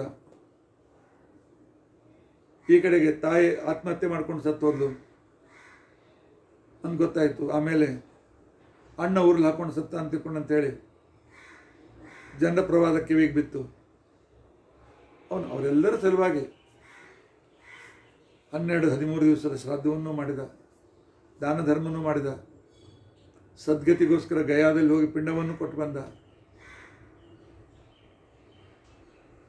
ಎಲ್ಲ ವಿಚಾರ ಮಾಡಿ ತನ್ನ ಮನೆ ಯಾರಿಗಾದ್ರೂ ಕೊಟ್ಟರೆ, ಖಾಲಿ ಬಿದ್ದು ಊರಾಗ ಯಾರಾದ್ರೂ ಬಡವರಿಗೆ ಕೊಟ್ಬಿಟ್ರೆ ನಾನಂತೂ ಸಂಚಾರ ಮಾಡೋನು ಅಂಥೇಳಿ ತಮ್ಮ ಊರಿಗೆ ಬಂದ. ಊರಿಗೆ ಬಂದ, ಮನೆಯಲ್ಲಿ ಹೊಲಸಾಗಿತ್ತು, ಏನೋ ಸ್ವಲ್ಪ ಜಾಗ ಸ್ವಲ್ಪ ಸ್ವಚ್ಛ ಮಾಡಿಕೊಂಡ, ಹಾವಿದಿತ್ತು. ನೋಡೋಣ ನಾಳೆ ಯಾರಾದ್ರೂ ಹುಡುಕಿ ಮನೆ ಸರಿ ಮಾಡಿ ರಿಪೇರಿ ಮಾಡಿಸಿ ತಾನು ಕೊಟ್ಟರಾಯ್ತು ಅಂತ ತಿಳ್ಕೊಂಡು ಅಂತೇಳಿ ವಿಚಾರ ಮಾಡ್ತಿದ್ದ. ಹಾಗೆ ವಿಚಾರ ಮಾಡ್ಕೊತ ಕೂತಿದ್ದ. ಯಾವುದೋ ಒಂದು ವಿಕೃತವಾದದ್ದು ಸ್ಕೆಲೆಟನ್, ಒಮ್ಮೆ ಪ್ರಾಣಿ, ಒಮ್ಮೆ ಸ್ಕೆಲೆಟನ್ನು, ಮತ್ತೇನೋ ಭೂತ ಪ್ರೇತದ ರೂಪದಿಂದ ನನಗೆ ಹಸಿವಿ, ಬಾಯಾರಿಕೆ ಬಾಯಾರಿಕೆ ಬಾಯಾರಿಕೆ, ಒಂದೇ ಸಮನೆ ದಾಹ, ಏನಾದ್ರು ಕೊಡು ಅಂತ ತಿಳ್ಕೊಂಡಂತೆ. ಪ್ರೇತತ್ವ ಹೊಂದಿದವರು ಈ ರೀತಿಯಾಗಿ ವಿಚಿತ್ರವಾದ ವೇಷದಲ್ಲಿರ್ತಾರೆ, ವಿಚಿತ್ರವಾದ ರೂಪ ತೆಗೆದುಕೊಳ್ತಾರೆ. ಆಗ ಗೋಕರ್ಣ ಕೇಳಿದ, ಯಾರಪ್ಪ ನೀನು? ಹಸಿವಿ ನಡಂಗೆ ಬೆಳಿಕೈತಿ, ಯಾಕೆ ಬಂದಿದ್ದಿ, ಏನು ಕೆಲಸ ನಿನಗೆ? ಅವ್ನು ಹೇಳ್ದ, ಗೋಕರ್ಣ ನನ್ಗೆ ಗುರುತಿಸ್ಲಿಲ್ಲೇನು, ನಾನೇ ನಿನ್ನ ಅಣ್ಣನೋ ದುಂದುಕಾರಿ, ನಾನು ಸತ್ತೋದೆ, ಆತ್ಮಹತ್ಯೆ, ನನಗೆ ಯಾರು ಕೊಂದಾಕ ನಾನು ಆತ್ಮಹತ್ಯೆ ಮಾಡ್ಕೊಂಡಿಲ್ಲ, ನಾನು ಸದ್ಗತಿಯಾಗಿಲ್ಲ, ಪ್ರೇತ ಆಗಿ ಇಲ್ಲೇ ಬಿದ್ದೀನೋ ನೋಡಿ, ನನ್ನ ಮೈಯಿಂದ ಎಷ್ಟು ದುರ್ಗಂಧ ಬರ್ಲಿಕ್ಕತ್ತದ, ಹಸಿವಿ ಬಾಯಾರಿಕೆ ಅಂತಂದಾಕ್ಷಣಕ್ಕೇನೆ ಹಸಿವೆಯಾದಾಗ ಹೋಗಿ ತಿಪ್ಪೆಯೊಳಗೆ ಉಳ್ಳಾಡ್ತಿರ್ತೀನಿ, ಬಾಯಾರಿಕೆ ಆದ ಗಟಾರದಾಗ ಉಳ್ಳಾಡ್ತೀನಿ, ನನಗ್ಯಾರು ಆಹಾರ ಕೊಡೋರು, ಏನು ಮಾಡೋರು, ನನಗೇನಾದರೂ ಮಾಡಪ್ಪ, ಈ ಪ್ರೇತತ್ವದಿಂದ ಉದ್ಧಾರ ಮಾಡೋ. ಗೋಕರ್ಣ ಅಂತ ನಿನ್ನ ಸಲುವಾಗಿ ನಾನು 13 ದಿವಸ ಶ್ರಾದ್ದನೂ ಮಾಡೀನಿ, ವರ್ಷಾನ್ಗಟ್ಟಲೆ ಶ್ರಾದ್ದನೂ ಮಾಡೀನಿ, ನಾನು ಗಯಾದಲ್ಲಿ ಪಿಂಡದಾನ ಮಾಡೀನಿ, ಆದರೂ ನಿನಗೆ ಯಾಕೆ ಸದ್ಗತಿ ಸಿಕ್ಕಿಲ್ಲ?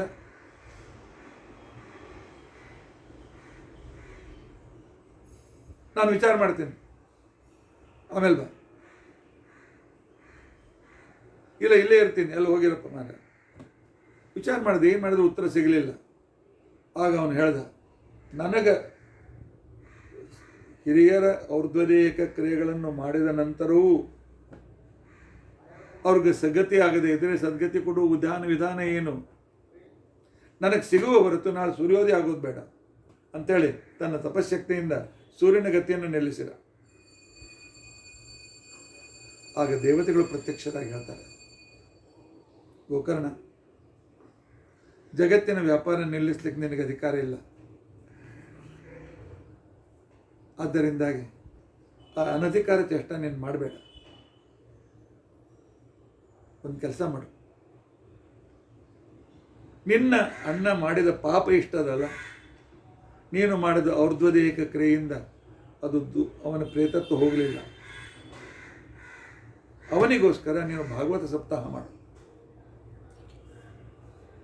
ಶ್ರೀಮದ್ ಭಾಗವತಾಖ್ಯೋಯಂ ಪ್ರೇತ ಪೀಡಾ ವಿನಾಶಿನಿ. ಒಂದು ವರ್ಷ ತಂದೆ ತಾಯಿ ಹೋದ ಒಂದು ವರ್ಷದಲ್ಲಿ ಭಾಗವತ ಶ್ರವಣ ಮಾಡಿದರೆ ಅವ್ರಿಗೇನಾದರೂ ಅನಾನುಕೂಲ ಆಗಿ ಪ್ರೇತವಾಗಿ ಉಳಿದಿದ್ದರೆ ಅವರು ಮುಕ್ತರಾಗ್ತಾರೆ. ಅಷ್ಟೇ ಅಲ್ಲ, ಹೇಳಿಸಿದ ಯಜಮಾನನ ಬಂಧುಗಳಿಗೂ ಹೇಳಿದ ಆಚಾರ್ಯರಿಗೂ ಮುಂದೆ ಯಾವ ಸಂದರ್ಭದಲ್ಲಿ ಪ್ರೇತತ್ವ ಬರೋದಿಲ್ಲ. ಅವ್ರದ್ದು ದೇಹ ಕ್ರಿಯೆ ಏನೇ ಆದರೂ ಕೂಡ ಪ್ರೇತತ್ವ ಬರೋದಿಲ್ಲ. ಭಾಗವತ ಕೇಳಿದ್ದರಿಂದಾಗಿ ಅವರು ಸದ್ಗತಿಗೆ ಹೋಗ್ತಾರೆ ನಿಶ್ಚಿತ. ಆ ರೀತಿಯಾಗಿ ಅವನು ಮಾಡಿದ.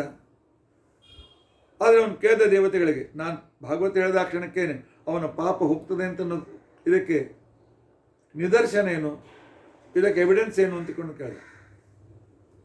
ಅವ್ರು ಹೇಳಿದರು, 7 ಜನ್ಮದ ಪಾಪ ಅವನಿಗದ, ಅದರಿಂದಾಗಿ 7 ಭಾಗ ಇರುವ ಒಂದು ಬಿದಿರು ನೆಡು. ಬಿದಿರಿಗೆ ಅರ್ಧ ಭಾಗ ಮೇಲೆ ಒಂದು ಗಂಟೆ ಇರ್ತದೆ, ಸ್ವಲ್ಪ ಮೇಲೆ ಒಂದು ಗಂಟೆ ಇರ್ತದೆ, ಅದಕ್ಕೆ ವಿಭಾಗಗಳು ಅಂತ ಕರೀತಾರೆ. 7 ವಿಭಾಗ ಇದ್ದ ಒಂದು ಬಿದಿರು ನಡು.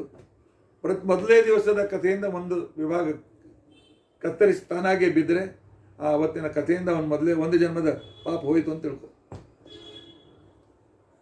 ಅವನು ಸಪ್ತಾಹ ರೀತಿಯಿಂದ ಭಾಗವತ ಹೇಳಿ ಚಾಲು ಮಾಡಿದ. ಒಂದು ದಿವಸ ಆದಮೇಲೆ ಆ ಬಿದಿರು ಒಂದು ಭಾಗ ತಂತಾನೆ ಕತ್ತರಿಸಿ ಕೆಳಗೆ ಬಿತ್ತು. ಹೀಗೆ ದಿನಾಲೂ ಆಗ್ತಿತ್ತು. ಕೊನೆಗೆ ಭಾಗವತ ಸಮಾಪ್ತಿ ಆಯಿತು, ಮಂಗಳ ಆಯಿತು, ಮಂಗಳಾರತಿ ಮಾಡಿದ. ಅಷ್ಟರಲ್ಲಿ ಒಬ್ಬ ದಿವ್ಯ ವ್ಯಕ್ತಿ, ಒಳ್ಳೆ ಸುಂದರ, ಒಳ್ಳೆ ಪರ್ಸ್ನಾಲಿಟಿ ಇರ್ತಕ್ಕಂಥ ವ್ಯಕ್ತಿ, ರೇಷ್ಮೆ ಬಟ್ಟೆ ಉಟ್ಕೊಂಡಿದ್ದಾನೆ, ಅದ್ಭುತ ಸಿರಿವಂತಿಕೆಯಿಂದ ಯುಕ್ತನಾಗ್ಯಾನ. ಬಂದ. ಗೋಕರ್ಣ, ಪುರಾಣ ಮುಗೀತಲ್ಲಪ್ಪ, ನಡಿ. ಆಗ ಅವ್ನು ಕೇಳಿದೆ, ನೀನು ಯಾರಪ್ಪ ನನ್ನ ನಡಿ ಅಂತ ಹೇಳಿಕತ್ತೀರಿ? ನಿನ್ನ ಅಣ್ಣನು ದುಂದುಕಾರಿ ನಾನು. ನೀನು ಮಾಡಿ ಭಾಗವತ ಹೇಳಿ ಕೊಟ್ಟಿರ್ತಕ್ಕಂಥ ಈ ಪುಣ್ಯದಿಂದ ನನಗೆ ದಿವ್ಯ ಗತಿಗೆ ನಾನು ಹೊರಟಿದ್ದೇನೆ. ನನ್ನನ್ನು ಕರೆಯೋದಕ್ಕೋಸ್ಕರ ದೇವದೂತರು ವಿಮಾನ ತೊಗೊಂಡು ಬಂದ ನನ್ನ ಕರ್ಕೊಂಡು ಹೋಗೋದಕ್ಕೋಸ್ಕರ. ನಿನಗೂ ಬಂದದನ್ನು ನಡಿ ಅಂತ ಹೇಳ್ದ. ಗೋಕರ್ಣ ನೋಡ್ದ, ಅಲ್ಲಿ 2 ವಿಮಾನ ಬಂದಿದ್ದು, ಒಂದು ಅಣ್ಣನಿಗೆ, ಒಂದು ತನಗೋಸ್ಕರ. ಆ ವಿಮಾನ ತಂದವರನ್ನು ಕೇಳಿದ್ರು, ಯಾರು ನೀವು? ಇಲ್ಲ, ನಾವು ವಿಷ್ಣು ದೂತರು, ನಿಮ್ಮಿಬ್ಬರಿಗೂ ಸದ್ಗತಿ ಕೊಡ್ಲಿಕ್ಕೆ ಬಂದೀವಿ ನಾವು, ನಿನಗೂ ದೇವಲೋಕಕ್ಕೆ ಕರ್ಕೊಂಡು ಹೋಗ್ತೀವಿ. ಗೋಕರ್ಣ ಹೇಳ್ದ, 2 ವಿಮಾನ ಯಾಕೆ ತಂದ್ರಿ? ಅಲ್ಲೋ, ಇಲ್ಲೆಲ್ಲ ಊರಿನ ಜನ ಕೂತ್ ಭಾಗವತ್ ಕೇಳ್ಯಾರಲ್ಲ, ಅವ್ರ ಸಲುವಾಗಿ ಯಾಕೆ ವಿಮಾನ ಬರಲಿಲ್ಲ? ಅದಕ್ಕೆ ಆ ದೇವತೆ ಹೇಳಿದ್ರು, ದೇವದೂತರು ಹೇಳ್ತಾರೆ, ಉಳಿದವರು ನೀ ಎಷ್ಟು ಶ್ರದ್ಧೆಯಿಂದ ಭಾಗವತ ಹೇಳಿದಿ, ನಿನ್ನ ಅಣ್ಣ ನಾನು ಉದ್ಧಾರ ಆಗಲೇಬೇಕು ಅಂತ ಎಷ್ಟು ಶ್ರದ್ಧೆಯಿಂದ ಭಾಗವತ ಕೇಳಿದ, ಅಷ್ಟು ಶ್ರದ್ಧೆಯಿಂದ ಉಳಿದವರು ಕೇಳಲಿಲ್ಲ. ಅವ್ರದ್ದು ಇನ್ನೂ ಪುಣ್ಯ ಪಕ್ವವಾಗಿಲ್ಲ. ಅವಾಗ ಪಕ್ವವಾದ್ಮೇಲೆ ಆಮೇಲೆ ಅವರು ಸ್ವಲ್ಪ ವಿಮಾನ ಬರ್ತಾರೆ. ಆದ್ದರಿಂದ ನಡಿ, ನೀನು ನಿಮ್ಮ ಅಣ್ಣನ ಜೊತೆ ನಿನ್ನ ಕರ್ಕೊಂಡು ಹೋಗ್ತೀವಿ. ಗೋಕರ್ಣ ಹೇಳಿದ, ನಾ ಬರಂಗಿಲ್ಲ, ಹೋಗ್ರಿ ಅಂತ. ಎಲ್ಲಿ ತನಕ ನಮ್ಮ ಊರಿನ ಜನ ಪುನಃ ಪುನಃ ಭಾಗವತ ಕೇಳಿ ಸದ್ಗತಿಗೆ ಅವರಿಗೂ ಸಲುವಾಗಿ ವಿಮಾನ ಬರೋದಿಲ್ಲ, ಅಲ್ಲಿ ತನಕ ನಾನು ಬರೋದಿಲ್ಲ. ದೇವತೆಗಳಂತಾರೆ, ಧನ್ಯ ಧನ್ಯ ಗೋಕರ್ಣ. ಪರೋಪಕಾರಿ ಜ್ಞಾನಿಗಳು ಇದೇ ರೀತಿ ಇರ್ತಾರೆ. ತಾನು ಒಬ್ಬನೇ ಉದ್ಧಾರ ಆಗಬೇಕು ಅಂತ ಬಯಸೋದಿಲ್ಲ. ತನ್ನ ಬಂಧುಗಳು, ತನ್ನ ಶಿಷ್ಯರು, ತನ್ನನ್ನು ನಂಬಿರ್ತಕ್ಕಂಥವರು ಅವರೆಲ್ಲರೂ ಉದ್ಧಾರ ಆಗಲಿ ಅಂತ ತಿಳ್ಕೊಂಡು ಅಂತೇಳಿ ಮೇಲಿಂದ ಮೇಲೆ ಪ್ರವಚನವನ್ನು ಮಾಡ್ತಾ ಇರ್ತಾನೆ, ಮೇಲಿಂದ ಮೇಲೆ ಪುರಾಣವನ್ನು ಹೇಳ್ತಾನೆ. ಅವರೆಲ್ಲರೂ ಉದ್ಧಾರಕ್ಕೋಸ್ಕರ ಪಾಠ ಪ್ರವಚನವನ್ನು ಮಾಡ್ತಾ ಇರ್ತಾನೆ. ಇದು ಭಗವಂತನಿಗೆ ಅತ್ಯಂತ ಪ್ರಿಯವಾದ ಕೆಲಸ. ಆಯಿತು, ನಾವು ಬರ್ತೀವಂತ ಹೋಗ್ಬಿಟ್ಟು. ಈ ಕಥೆ ನಮಗೇನು ಹೇಳ್ತದೆ ಅಂತ ತಿಳ್ಕೊಂಡಂತಂದರೆ, ಭಾಗವತ ತಂದೆ ತಾಯಿಗಳ ಉದ್ಧಾರಕ್ಕೋಸ್ಕರವೂ ಭಾಗವತ ಶ್ರವಣ ಮಾಡಬೇಕು, ಆತ್ಮೋದ್ಧಾರಕ್ಕೂ ಭಾಗವತ ಶ್ರವಣ ಮಾಡಬೇಕು. ಇನ್ನು ಈ ಭಾಗವತದಿಂದ ಮೋಕ್ಷ ಆಗ್ತದೆಯಾ? ಆಗ್ತದೆ. ಇಲ್ಲ, ಮತ್ತು ಶಾಸ್ತ್ರದಲ್ಲಿ ಹೇಳಿದ್ದಾರಲ್ಲ, ಜ್ಞಾನ, ಭಕ್ತಿ, ವೈರಾಗ್ಯ, ಇವು 3 ಬರದೇ ಹೊರತು ಭಗವಂತನ ಅನುಗ್ರಹ ಆಗೋದಿಲ್ಲ, ಮೋಕ್ಷ ಆಗೋದಿಲ್ಲ ಅಂತೇಳಿ ಶಾಸ್ತ್ರದಲ್ಲಿ ಹೇಳ್ತಾರೆ. ಮತ್ತು ಬರೇ ಭಾಗವತ ಕೇಳಿದ ಕ್ಷಣ ಮುಕ್ತಿ ಹೇಗೆ? ಅದಕ್ಕೋಸ್ಕರ ಶೌನಕರು, ಸೂತಾಚಾರ್ಯರು ಶೌನಕರಿಗೆ ಹೇಳ್ತಾರೆ, ಇಲ್ಲ, ಭಾಗವತದಿಂದ ಭಕ್ತಿ, ಜ್ಞಾನ, ವೈರಾಗ್ಯ 3 ಬರ್ತದೆ. ಭಾಗವತ 3 ಹುಟ್ಟಿಸುವ ಅದ್ಭುತವಾದಂಥ ಗ್ರಂಥ. ನಡೆದ ಕಥೆ ಹೇಳ್ತೇನೆ ಕೇಳು. ಒಂದ್ಸಲ ನಾರದರು ಹರಿದ್ವಾರಕ್ಕೆ ಬಂದಿದ್ರು. ಹರಿದ್ವಾರದಲ್ಲಿ ಓಡಾಡ್ತಾ ಇದ್ರು. ಒಂದ್ಸಲ ಭಾಳ ಜನ, ಗುಂಪಾಗಿ ಜನರಿದ್ರು. ಏನು ಮಧ್ಯದಲ್ಲಿ ಏನು ಆಟ ನಡೆದಿತ್ತು ಯಾರಿಗೂ ಗೊತ್ತು. ಗುಂಪು ಜನ ನೋಡಿದರೆ ಮನುಷ್ಯನಿಗೆ ಒಂದು ಕ್ಯೂರಿಯಾಸಿಟಿ ಇರ್ತದೆ, ಮಾಪ್ ಸೈಕಾಲಜಿ ಅಂತ ಕರೀತಾರೆ ಅದಕ್ಕೆ. ನಾನು ನೋಡಬೇಕು ಅಂತ ನಾರದ ಸ್ವಲ್ಪ ಸರಿ ಅಂತಿಕೊಂಡು ಅಂತೇಳಿ ಸರಿಸಿಕೊಂಡು ಮುಂದೆ ಹೋಗಿ ನೋಡ್ತಾರೆ. ವಿಚಿತ್ರ ದೃಶ್ಯ. ಒಬ್ಬಳು ತರುಣಿ ಬದಿಯಲ್ಲಿ ಇಬ್ಬರು ಸೊರಗಿ ಊರ್ಧ್ವಶ್ವಾಸ ಬಿಡ್ತಾ ಇನ್ನೇನು ಪ್ರಾಣ ಅಂತಿಕೊಂಡಂತಕ್ಕಂಥ ಪರಿಸ್ಥಿತಿ. ಇಂಥ ಸಂದರ್ಭದಲ್ಲಿ ಇದ್ದಾಗ ಆ ಹೆಣ್ಮಗಳು ಹೇಳ್ತಾ ಇದ್ಲು, ಯಾರಾದರೂ ಬರ್ರಿ, ನನ್ನ ಮಕ್ಕಳು ಸಾಯ್ಲಿಕ್ಕತ್ತಾರ, ಮಕ್ಕಳು ಮುದುಕರಾಗ್ಯಾರ, ಊರ್ಧ್ವಶ್ವಾಸ, ಇವಳು ತರುಣಿ, ಆದರೆ ನನ್ನ ಮಕ್ಕಳು ಪ್ರಾಣ ಹೋಗ್ಲಿಕ್ಕತ್ತ, ಉಳಿಸ್ರಿ ಅಂತಿಕೊಂಡು ಅಂತ ಕೇಳ್ತಿದ್ಲು. ತಾಯಿ ತರುಣಿ, ಮಕ್ಕಳು ಮುದುಕರು ಹೆಂಗೆ ಅಂತ ವಿಚಾರ ಮಾಡಿ ಆಗ ಅವಳು ನಾರದರು ವಿಚಾರ ಮಾಡಿ ಇನ್ನೂ ಸ್ವಲ್ಪ ಮುಂದೆ ಹೋದ್ರು. ನಾರದರು ನೋಡಿ, ಓ ನಾರದರೇ ಬನ್ನಿ ಬನ್ನಿ ಬನ್ನಿ ಬನ್ನಿ ಬನ್ನಿ. ಅರೇ ಇವಳು ನನ್ನ ಗುರುತಿಸ್ತಾಳ, ಯಾರಕ್ಕೆ? ನಾರದರು ಮುಂದೆ ಹೋದ್ರು. ನಾರದರೆ ಹೇಗಾದ್ರೆ ಮಾಡಿ ನನ್ನ ಮಕ್ಕಳನ್ನ ಉಳಿಸ್ರಿ. ನಾರದ್ರು ಹೇಳಿದ್ರು, ಮೊದಲು ನೀ ಯಾರಮ್ಮ ಹೇಳು, ನೀ ತರುಣಿ ಮಕ್ಕಳು ಈ ರೀತಿ ಮುದುಕ್ಯಾಕಾಗ್ಯಾವ? ಆಗ ಅವಳು ಹೇಳ್ತಾಳೆ, ಅಹಂ ಭಕ್ತಿ ರೀತಿ ಖ್ಯಾತ ಇಮೋಮೆ ತನಯೋ ಸ್ಮೃತೌ ಜ್ಞಾನ ವೈರಾಗ್ಯ ನಾಮಾನು. ನನ್ನ ಹೆಸರು ಭಕ್ತಿ. ದೇವರಲ್ಲಿ ವಿಶ್ವಾಸ ಮಾಡಿ ಭಗವಂತ ಉದ್ಧರಿಸು ಅಂತ ತಿಳ್ಕೊಂಡಂತೇಳಿ ಕೇಳುವ ಭಕ್ತರು ಎಲ್ಲ ಕಡೆಯಲ್ಲಿ ಸಿಗ್ತಾರೆ. ಆದರೆ ಶಾಸ್ತ್ರ ಓದಬೇಕು, ಶಾಸ್ತ್ರದ ಜ್ಞಾನವನ್ನು ಪಡಿಬೇಕು, ಆನಂತರ ಏಕಾದಶಿ ಉಪವಾಸಾದಿಗಳನ್ನು ಮಾಡಿ ವೈರಾಗ್ಯವನ್ನು ವ್ಯಕ್ತಪಡಿಸಬೇಕು ಅಂತಕ್ಕಂತಹ ಜನರು ಏನು ಕಲಿಯುಗ ಬಂದಲ್ಲಿ ಈಗಲೇ ಕಡಿಮೆ ಆಗಿಬಿಟ್ಟಿದ್ದಾರೆ. ದೇವರನ್ನ ಅದು ಬೇಡುತ್ತಾ ಇದ್ರು, ಏನೇ ಬೇಡ್ತಾ ಇದ್ರು ಕೂಡ ಭಕ್ತಿ ಮಾಡ್ತಾ ಅರ್ಥೋ ಜಿಜ್ಞಾಸುರ ಅರ್ಥಾರ್ಥಿ ಬೇಡ್ತಕ್ಕಂಥ ರೀತಿಯಲ್ಲಿ ಮಾಡುವ ಭಕ್ತರು ಸಿಗ್ತಾರೆ. ಭಕ್ತಿ ಮಾಡ್ತಾರೆ, ನನಗೆ ಅನ್ನ ಸಿಗ್ತಾ ಇದೆ, ನಾನು ಇನ್ನೂ ತರುಣಿಯಾಗಿ ಉಳಿದಿದ್ದೇನೆ. ಆದರೆ ಜ್ಞಾನ ಪಡೆಯುವ ಜನರು ಕಡಿಮೆ ಆದರು, ವೈರಾಗ್ಯ ಪಡೆಯುವ ಜನರು ಕಡಿಮೆ ಆದರು. ಈ ಜ್ಞಾನ ವೈರಾಗ್ಯಕ್ಕೆ ಗಿರಾಕಿ ಇಲ್ಲ, ಇದನ್ನು ಕೇಳೋರು ಯಾರೂ ಇಲ್ಲ. ಅತ್ಯಂತ ಅಶಕ್ತರಾಗಿ ಸಾಯ್ಲಿಕ್ಕಾಗ್ಯಾವು. ಸಾಯುತ್ತಾ ಸಂದರ್ಭ ಬಂದಿದೆ, ಏನು ಮಾಡಬೇಕು? ನಾರದರು ಆಯ್ತು ನಾನು ನಿಮ್ಗೆ ಉಪಕಾರ ಮಾಡ್ತೀನಿ ಅಂತೇಳಿ ಅವರಿಬ್ಬರನ್ನು ಬದಿಯಲ್ಲಿ ಮಲಗಿಸ್ಕೊಂಡು, ಯಾಕೆ ಹೇಳಲಿಕ್ಕೆ ಆಗ್ತದಿಲ್ಲ ಅವಕ್ಕೆ, ತಾವು ಸಂಪೂರ್ಣ 4 ವೇದ ಪಾರಾಯಣ ಮಾಡಿದರು, ಬ್ರಹ್ಮಸೂತ್ರ ಪಾರಾಯಣ ಮಾಡಿದರು, ಆನಂತರ ಇನ್ನು ಮಹಾಭಾರತ ಇತರನ್ನು ಪಾರಾಯಣ ಮಾಡಿದರು. ಆಗ ಅವರಿಬ್ಬರು ಎದ್ದು ಕೂತರು. ಇವ್ರು ಪಾರಾಯಣ ಮುಗೀತು, ಎದ್ದು ಕೂತ ಹೇಳ್ರಪ್ಪ ನಡ್ರಿ ನಿಮ್ಮಮ್ಮನ ತತ್ವಾಗೆ. ಇಲ್ರಿ ನಾರದರೆ ಕಾಲಕ್ಕೆ ಶಕ್ತಿ ಇಲ್ಲ, ಹೇಳಲಿಕ್ಕೆ ಆಗೋಲ್ತು. ನಾರದರಂದು 4 ವೇದ ಹೇಳಿ ಆಯಿತು, ಮಹಾಭಾರತ ಬ್ರಹ್ಮಸೂತ್ರ ಎಲ್ಲ ಪಾರಾಯಣ ಮಾಡಿದೆ. ಆದರೂ ಇವ್ರಿಗಿನ್ನೂ ಕಾಲಕ್ಕೆ ಶಕ್ತಿಯಾಗಿ ಬಂದಿಲ್ಲ, ತಾಯಿಯಂತೆ ತರುಣಿಯಾಕಾಗಲಿಲ್ಲ. ಭಾಳ ಚಿಂತಾಕ್ರಾಂತರ. ಅಷ್ಟೊತ್ತಿಗೆ ಆಕಾಶವಾಣಿ ಆಯಿತು, ನಾರದ ಸತ್ಕರ್ಮ ಕುರು, ನಾರದ ಸತ್ಕರ್ಮವನ್ನು ಮಾಡು. ನಾರದರಂದು ನಂದೆಲ್ಲ ಕೆಲಸ ಬಿಟ್ಟು ಕೂತ್ಕೊಂಡು ಪಾರಾಯಣ ಮಾಡೀನಿ, ಇಲ್ಲಿ ತನಕ ಪ್ರವಚನ ಮಾಡೀನಿ, ಬ್ರಹ್ಮಸೂತ್ರ ಹೇಳೀನಿ, ಇದಕ್ಕಿಂತ ಬೇರೆ ಸತ್ಕರ್ಮ ಏನು? ಹಾಗಾಗಿ ಹೇಳಿದ್ರು, ಇವ್ ಮಕ್ಕಳನ್ನ ನೋಡ್ಕೋ, ನಾನು ಜ್ಞಾನಿಗಳು ಕೇಳ್ಕೊಂಡು ಬರ್ತೀನಿ ಅಂತ. ಅಲ್ಲಿಂದ ಈ ಆಶ್ರಮದಿಂದ ಆ ಆಶ್ರಮ, ಆಶ್ರಮದಿಂದ ಈ ಆಶ್ರಮಕ್ಕೆ ಹೊರಟರು. ಸತ್ಕರ್ಮದ ಡೆಫಿನೇಷನ್ ಏನು ಅಂತ ತಿಳ್ಕೊಂಡು ಅಂತೇಳಿ ಎಲ್ಲರೂ ಹೇಳ್ತಿದ್ರು, ನಾರದರೆ ನಿಮಗೆ ಭಾಳ ಗೊತ್ತಿದೆ, ನಿಮ್ಗಿಂತ ನಮಗೇನು ಗೊತ್ತಿಲ್ಲ. ಈ ರೀತಿಯಾಗಿ ಹುಡುಕುತ್ತಾ ಬದಲಿಗೆ ಬಂದರು ನಾರದರು.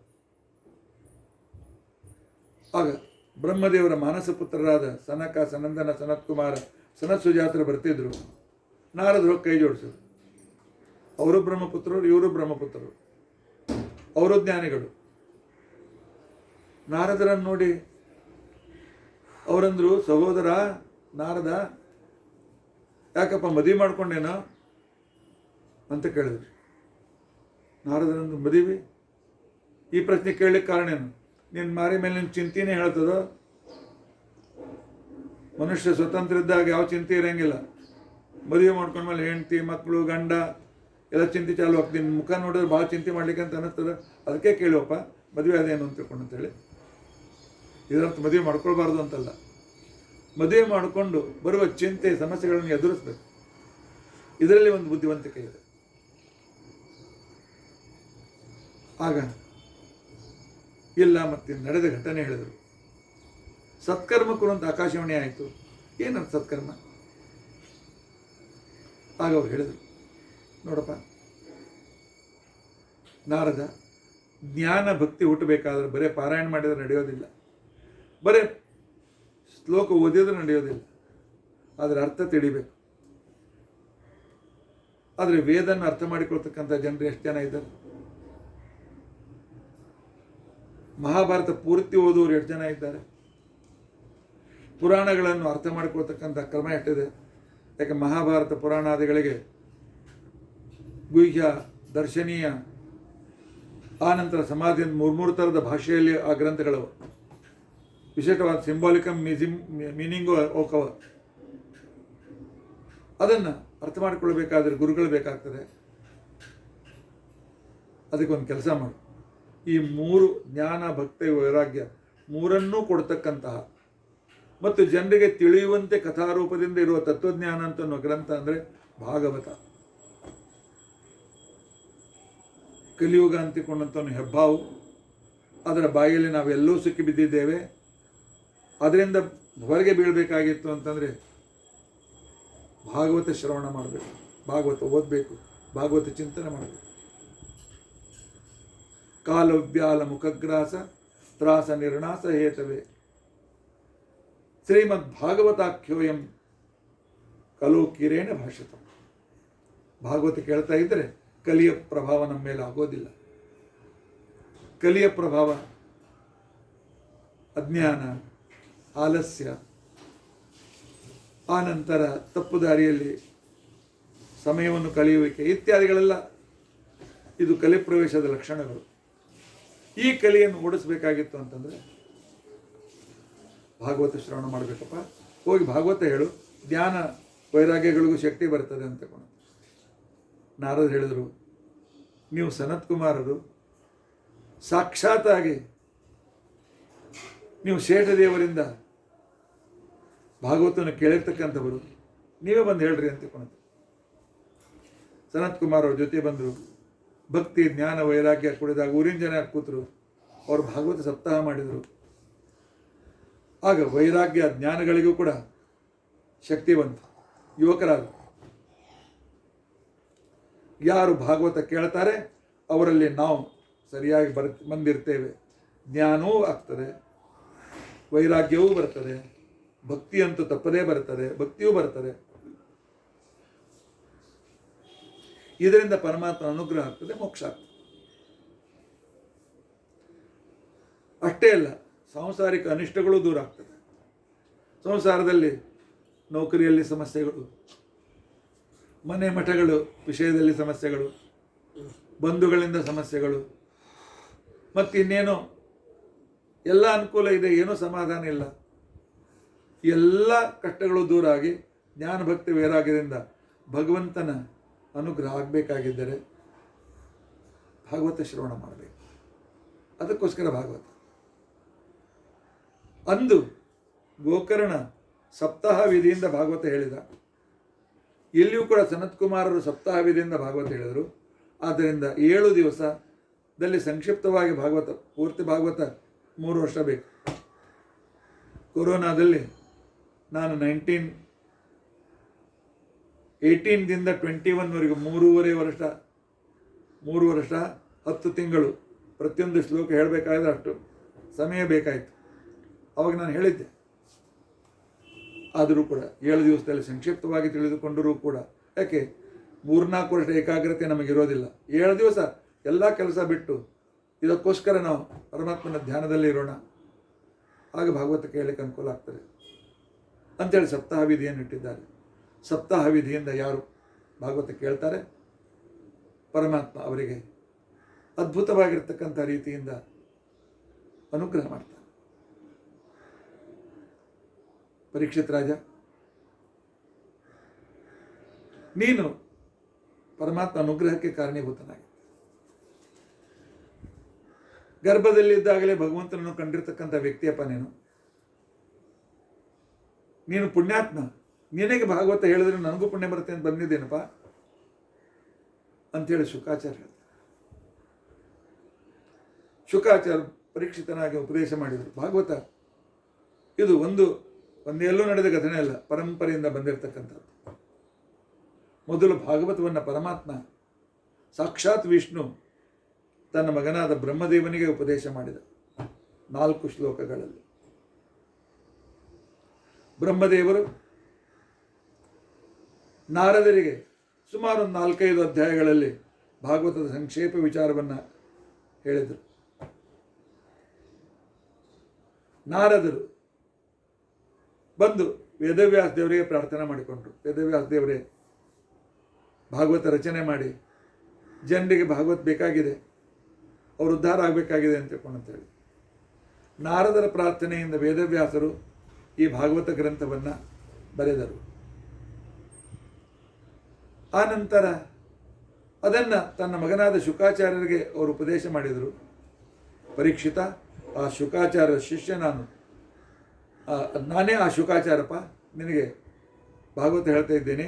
ಶೌನಕಾದ ಋಷಿಗಳೇ, ಆ ಶುಕಾಚಾರ್ಯ ಶಿಷ್ಯ ಸೂತಾಚಾರ್ಯ ನಾನು, ನಿಮಗೆ ಶೌನಕಾದಿಗಳಿಗೆ ಭಾಗವತ ಹೇಳ್ತಾ ಇದ್ದೇನೆ ಅಂತ ಹೇಳಿ ಹೇಳ್ತಾರೆ. ಈ ರೀತಿಯಾಗಿ ಪರಮಾತ್ಮನಿಂದ ಬಂದದ್ದು. ಇನ್ನೊಂದು ಶಂಕರ್ಷಣ ರೂಪಿಯಾದ ಪರಮಾತ್ಮ ಶೇಷದೇವರಿಗೆ ಭಾಗವತನ ಉಪದೇಶ ಮಾಡಿದ. ಶೇಷದೇವರು ಸಂಖ್ಯಾಯನರಿಗೆ ಭಾಗವತನ ಉಪದೇಶ ಮಾಡಿದರು. ಸಂಖ್ಯಾಯನರು ಪರಾಶರರಿಗೆ ಭಾಗವತನ ಉಪದೇಶ ಮಾಡಿದರು. ಪರಾಶರರು ಮೈತ್ರೇಯರಿಗೆ ಭಾಗವತನ ಉಪದೇಶ ಮಾಡಿದರು. ಮೈತ್ರೇಯರು ವಿದುರನಿಗೆ ಭಾಗವತನ ಉಪದೇಶ ಮಾಡಿದರು. ಅಷ್ಟೇ ಅಲ್ಲ, ಶ್ರೀಕೃಷ್ಣ ಸ್ವತಃ ಉದ್ದಮನಿಗೂ ಮೈತ್ರೇಯರಿಗೆ ಕೂಡಿಸಿ ಭಾಗವತ ಉಪದೇಶ ಮಾಡಿದ. ಈ ರೀತಿಯಾಗಿ ಭಾಗವತದ ಒಂದು ಪರಂಪರೆ ಇದೆ. ಈ ಪರಂಪರೆಯಿಂದ ಬಂದಿರತಕ್ಕಂಥದ್ದು ಈ ಭಾಗವತ.